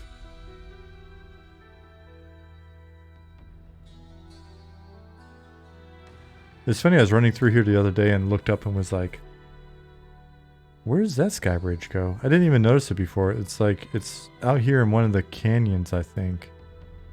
There's a... I was just kind of going through and... Yeah, like right here. I looked up and I was like, I don't remember that. And then I realized that's how you get to this temple.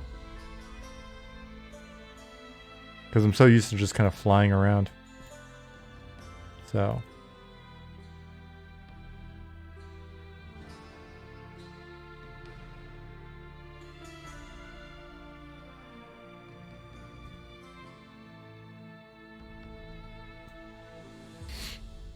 So yeah, it'll be fun getting the NPC population tweaked and stuff to ensure that stuff's the appropriate challenge.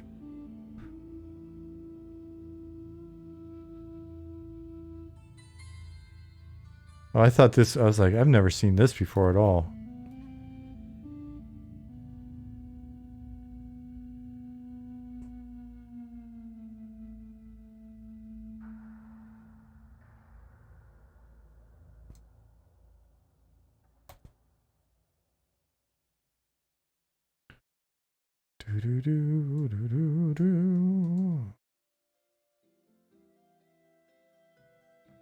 So, let's see.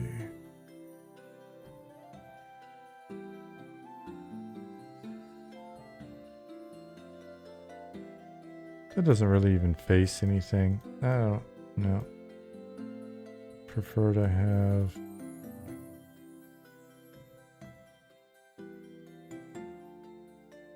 Prefer to have it somewhere like here. But then it's too big. Too big. Thanks, Enoch.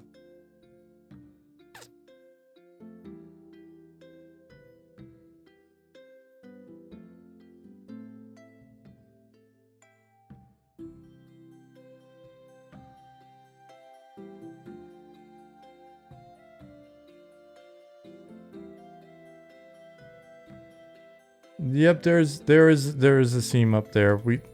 We'll get it. I saw it.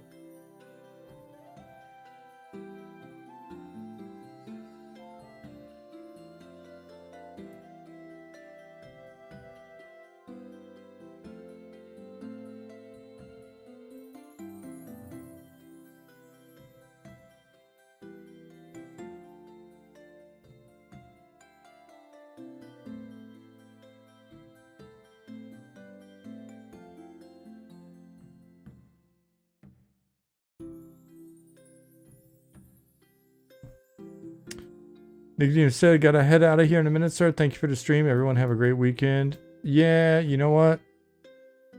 I want you to have a badass weekend yourself, and I think I'm probably gonna wrap up in a minute as well. It is 10:59 p.m. now.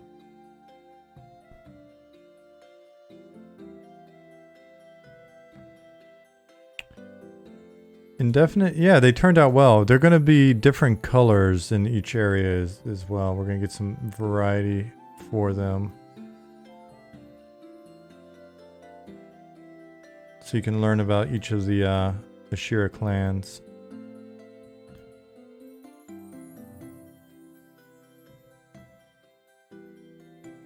So if we're here and we're looking up.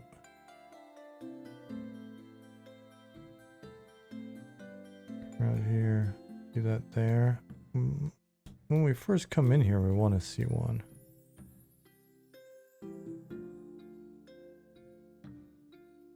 So it would make sense that there is one like right here.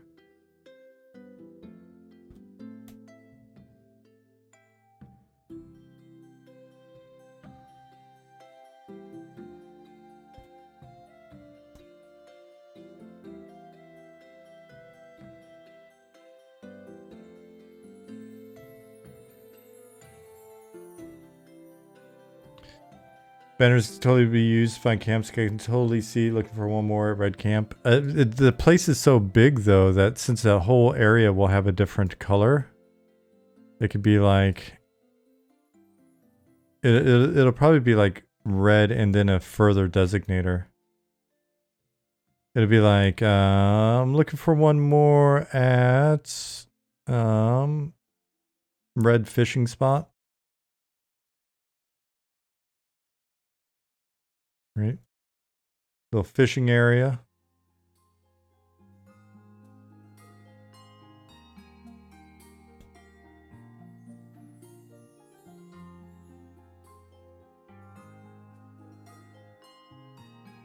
Red Shore, there you go. See? You guys will figure it out.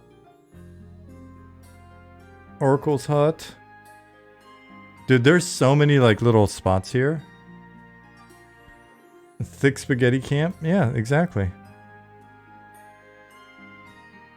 I mean, just the center area is... I could see it being 4 or 5 camps. This zone feels like the best part to have Crushbone and Black Burrow combined. That's a nice compliment.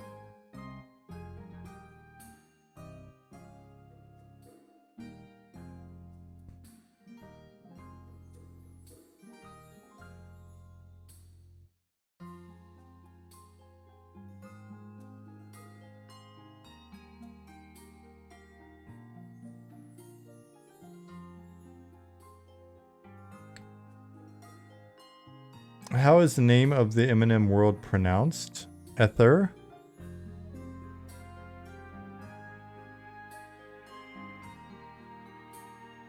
And then the continent is Aetheril?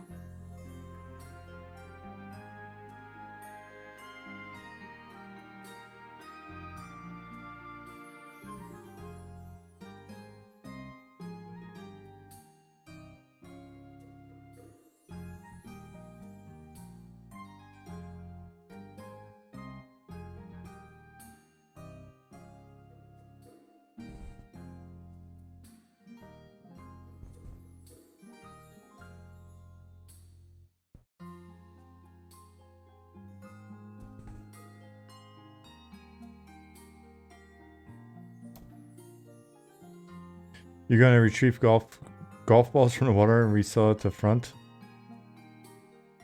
Should be a good business. This has definitely got a serious water hazard. Water hazard? Water hazard.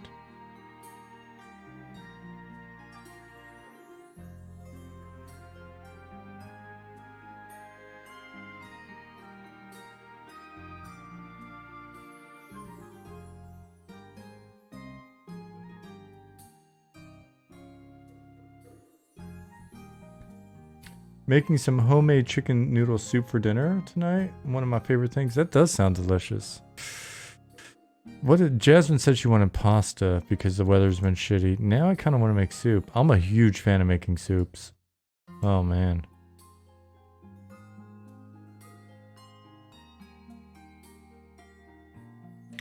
What kind of noodles do you use in your chicken noodle soup, Sparrow? Brown Butcher said I'm inspired by this zone so much. Hell yeah. No cats on the moon or aliens, right? I feel like a lot of MMOs at a point where they run out of canon ideas and start introducing stuff. Like, what if it was aliens? What if we think of that in advance, though? French onion soup. Favorite top tier? Yeah, really good French onion soup. Stellar. Haven't made one in a while, but with all the melted wonderful cheese. Tonight will be egg noodles. Nice. Nice. I haven't done a soup like that in a while. Baked potato soup from scratch is my favorite soup to make. Hell yeah, Pattis, and welcome back. I was like, are you around earlier? But now I'm trying to remember what I needed you for. What was I going to ask you?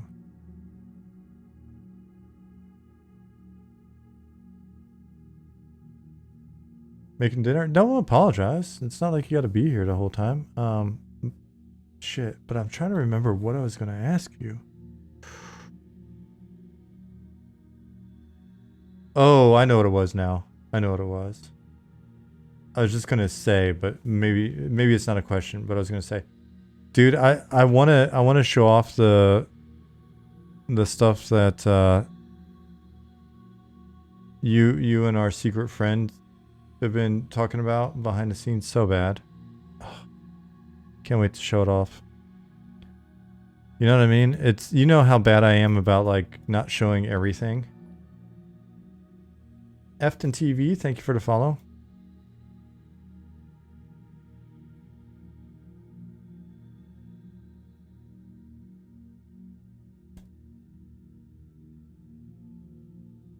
You guys been hyping up this mystery? Yeah, that's my job. I'm the hype man. I'm basically the Flavor Flav of the team. Will be awesome once we have it all set up and functioning game. I know. Oh man, it's gonna be good. I am absolutely the team's Flavor Flav. I'm gonna start wearing a big clock around my neck so you know for a fact that I'm the hype man. I'm lamping. I'm lamping. I'm cold lamping.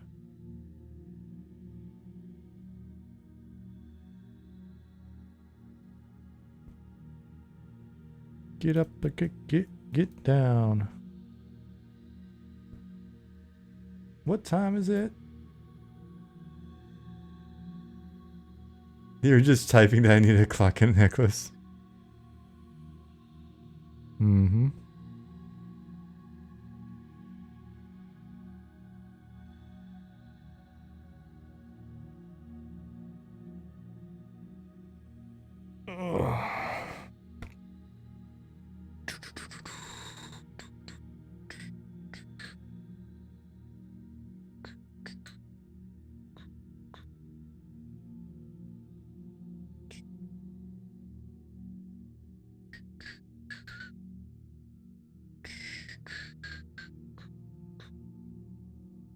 Do do do do do do do.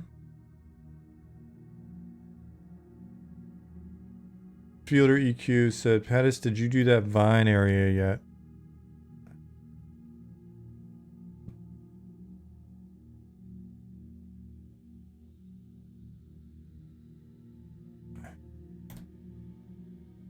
What? That's not correct.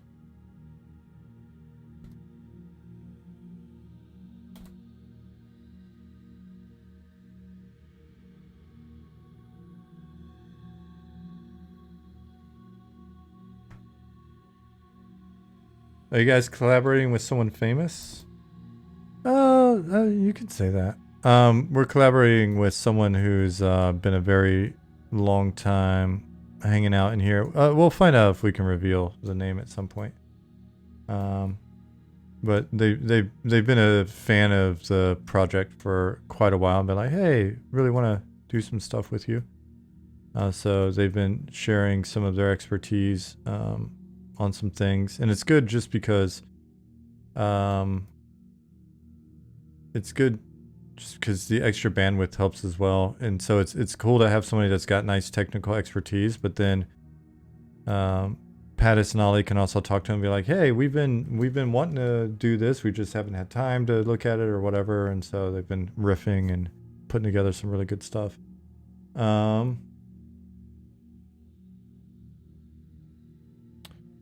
So, and it's looking neat. So, speaking of, I have not mentioned it. I meant to make a comment to, do I do it now?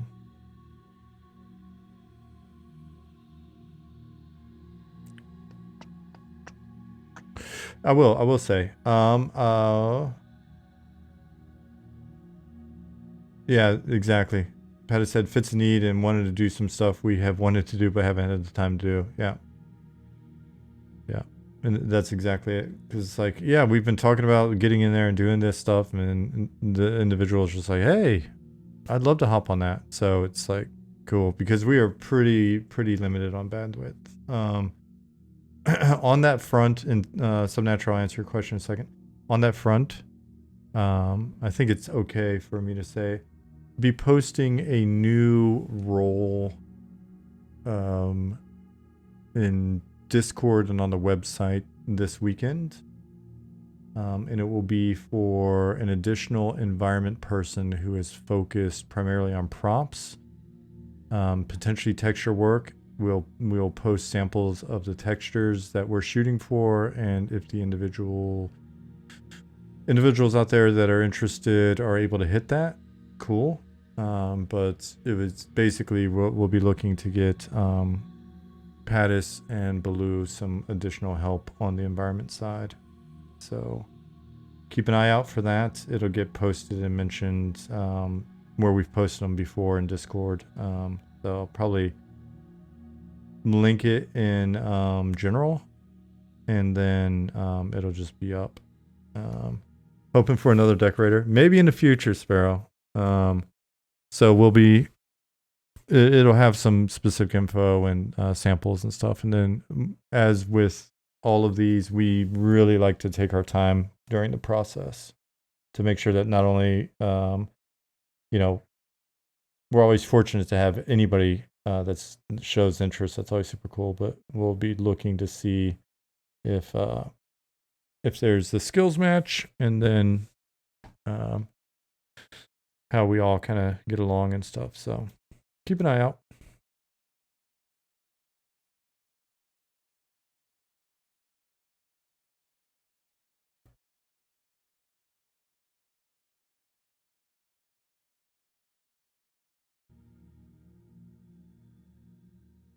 And Pattis is a super nice guy, super easy to work with.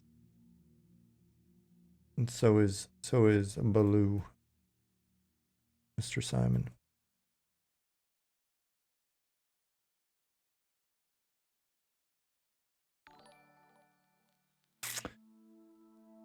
Zrel EQ, thank you for the follow.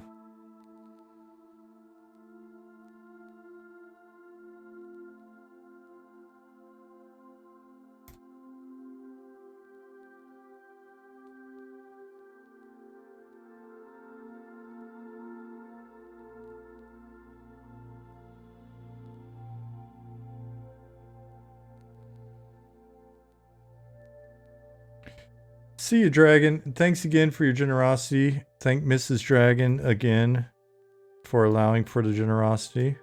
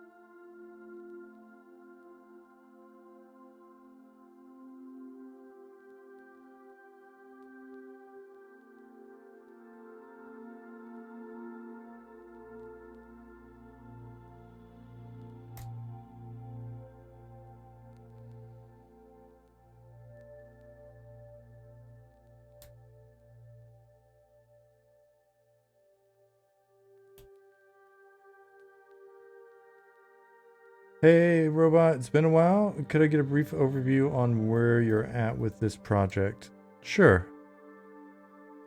And then also, hello again. We are working through the proof of concept. Proof of concept is a floating goal for us, right? Like the exact definition of proof of concept. We've got a breakdown, right? Like we've got a breakdown of what we would like to show in proof of concept. Got a document that's like the promises of proof of concept. What all do we want to have in place before we're like, hey, proof of concept is good. But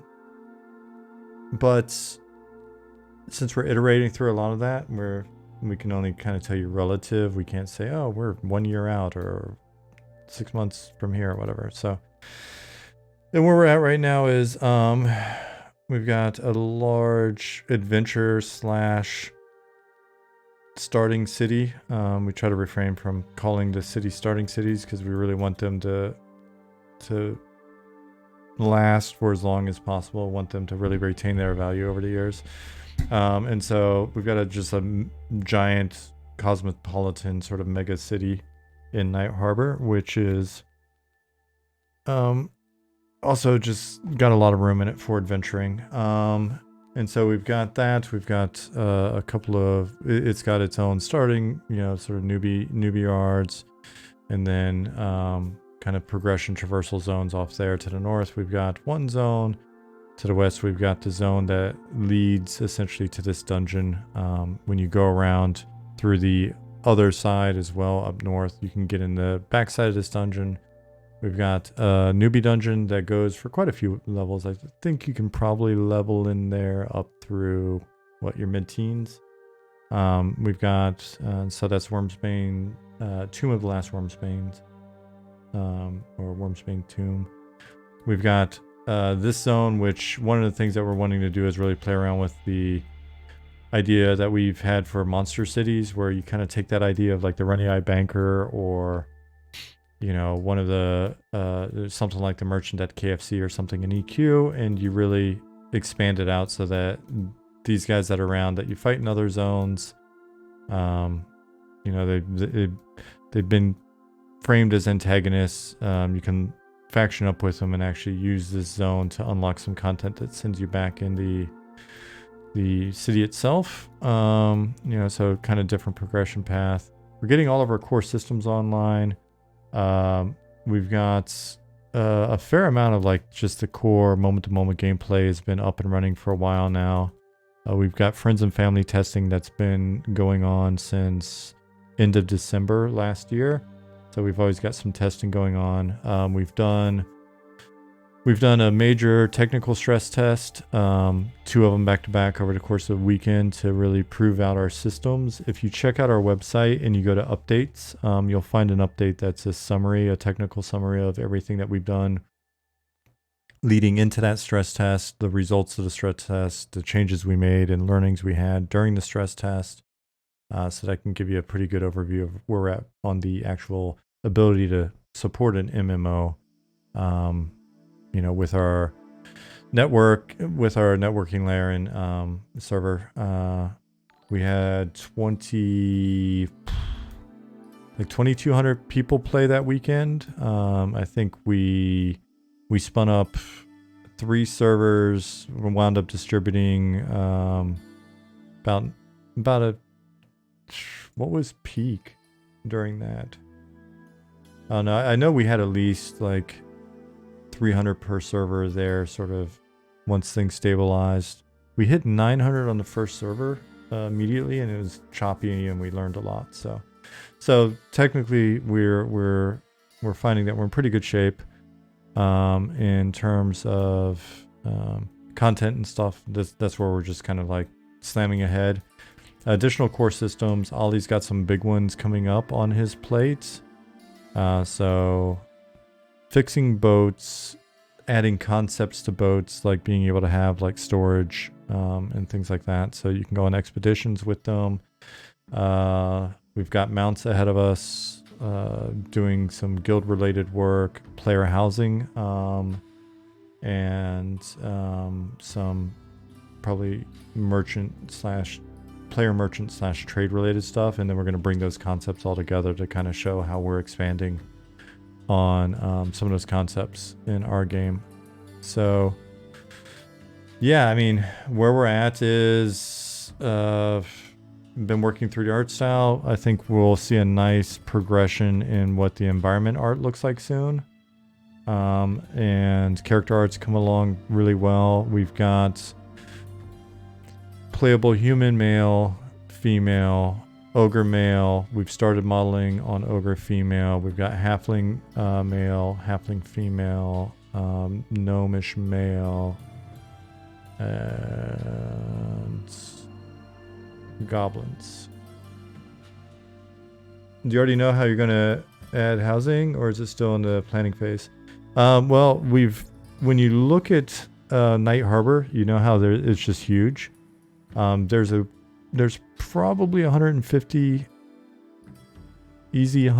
housing units distributed through the city there. I've already put in doors and stuff so that you can see. If you guys haven't seen it in a while, you know what I'm going to do? I'm going to hit save. We'll go to Night Harbor since I'm running long today anyway. I'll wind up having to take a nap again tomorrow. But let me get the most out of this energy drink I had earlier. I love these. 28 black. Acai flavor. Wonderful. I think they may only have them in Germany. Let's go to Night Harbor really quick.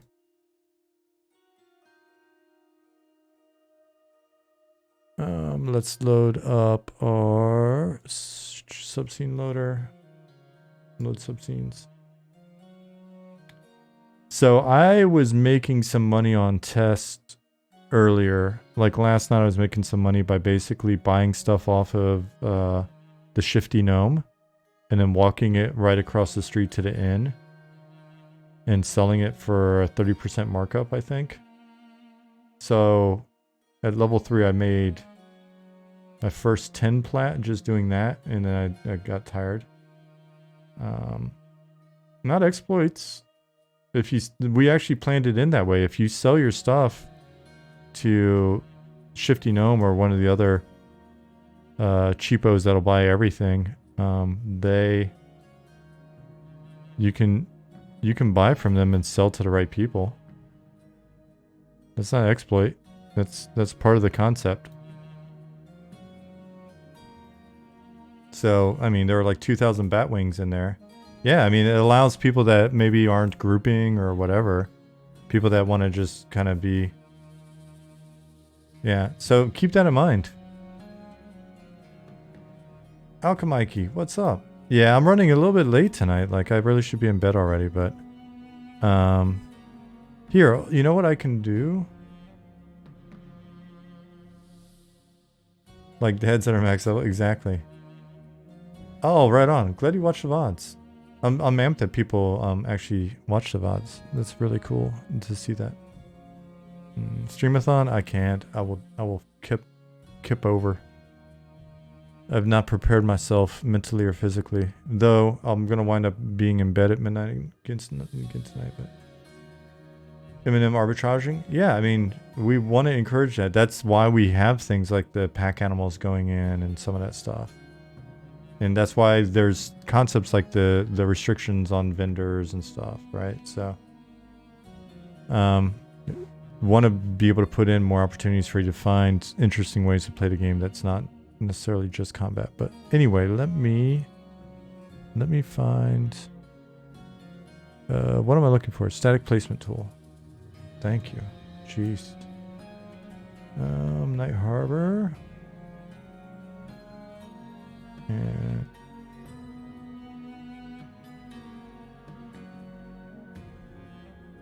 it's going to take a second because there's a lot of doors in this city. All right, so check it out. As soon as I can move again.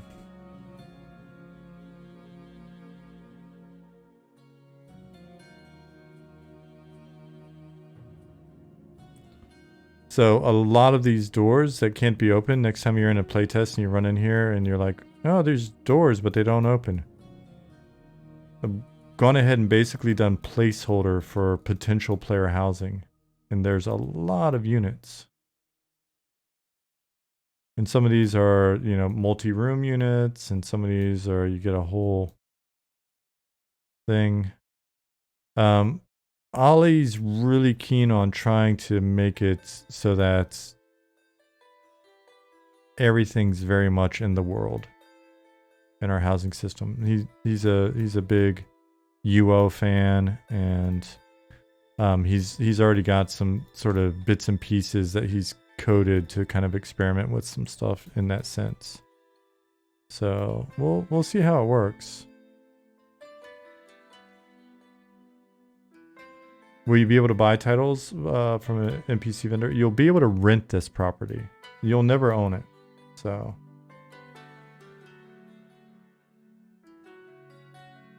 you followed the development of Shroud by any chance? The housing there was a bit pricey. Yeah, it's been quite a while though.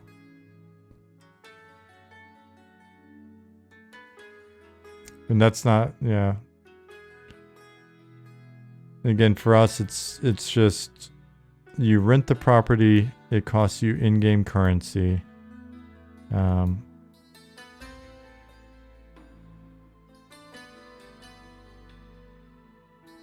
there be caps on time you can rent something, like max 1 year, etc.? No caps planned at the moment. And I know there are questions about, like, you know, monopolization and other stuff. We'll work on it, but we also plan on having a relatively big world. Yeah, so different prices depending on location and functionality. Some fun concepts for functionality that's specific to housing, etc. So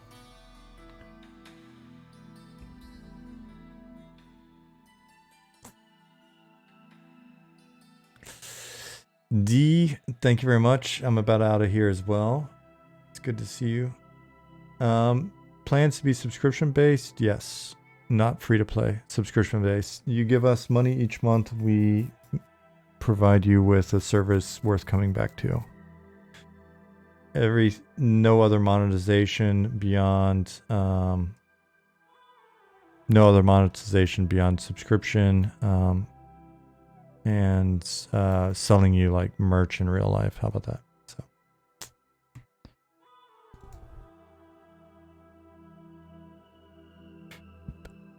So actually,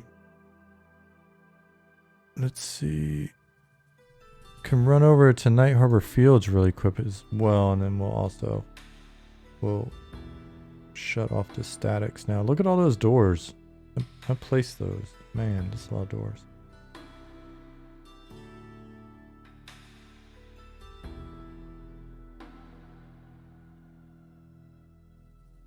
And then this is the other area.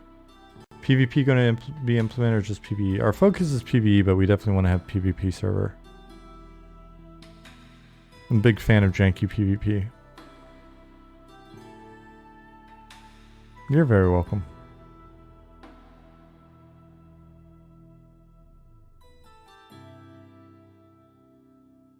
Our dear friend Baloo has been busy.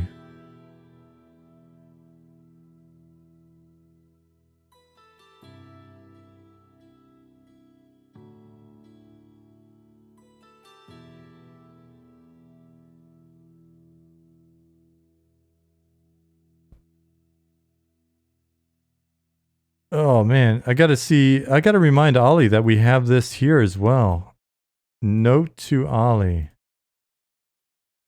We can actually have the boats go up. We'll have one ship take you down into Shaded Dunes and one take you here and up the river.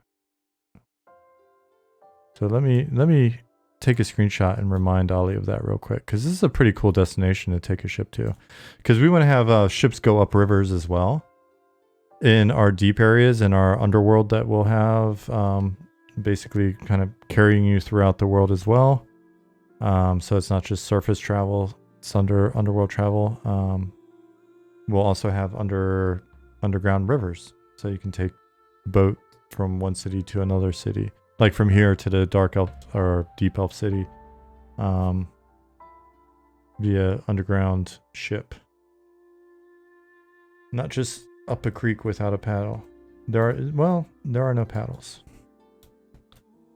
Just sails. Let me send this to Ollie.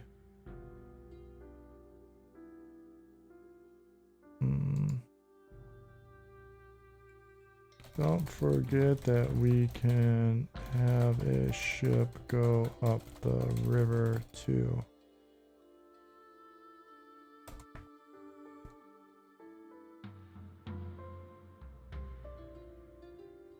Ooh, it's so sleepy. Ooh.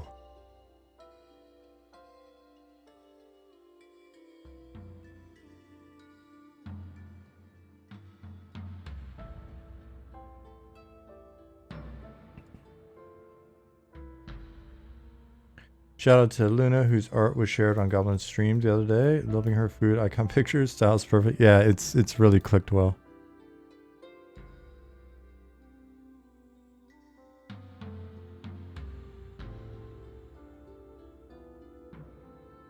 Oh, cool. He's using these.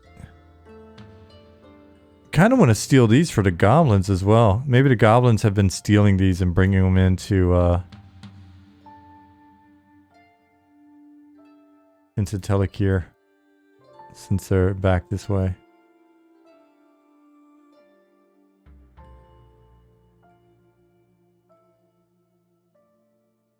Right on, Lord Cringe.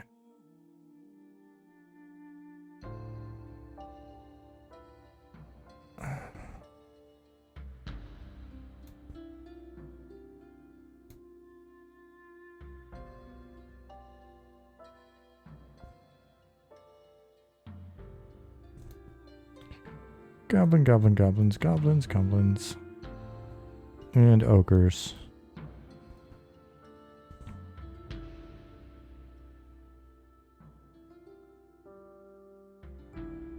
the quarry. This is one thing I will say for our environment. Our environment guys do not make anything small.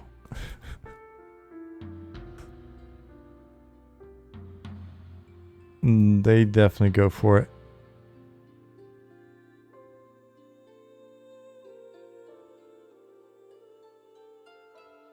Does this have a water volume? Hope there's a zone line near that quarry. Choo choo. There's not. I think it's just gonna be a wipe.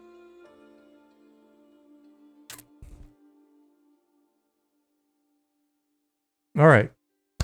It's now 11:32. You know what? I'm gonna go to bed. I'm gonna do that. And then I'm gonna have a weekend. Fallen Pass and Watch should be smaller. Yeah, we'll see. I don't know about Fallen Watch. We'll see what happens there. But yeah, it should be a lot less complex. But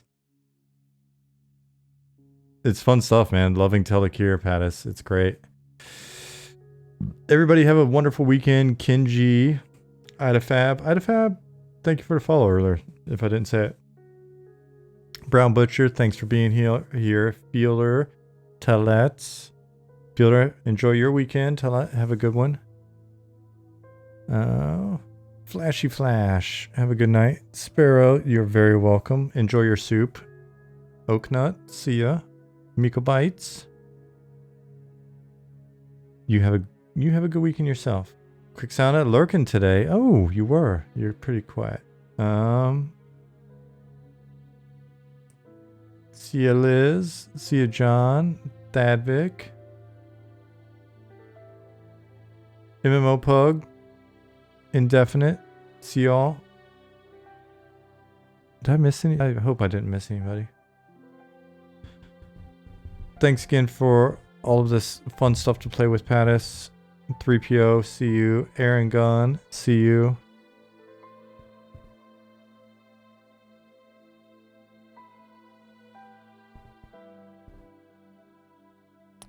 Cool. All right. If that wraps us up,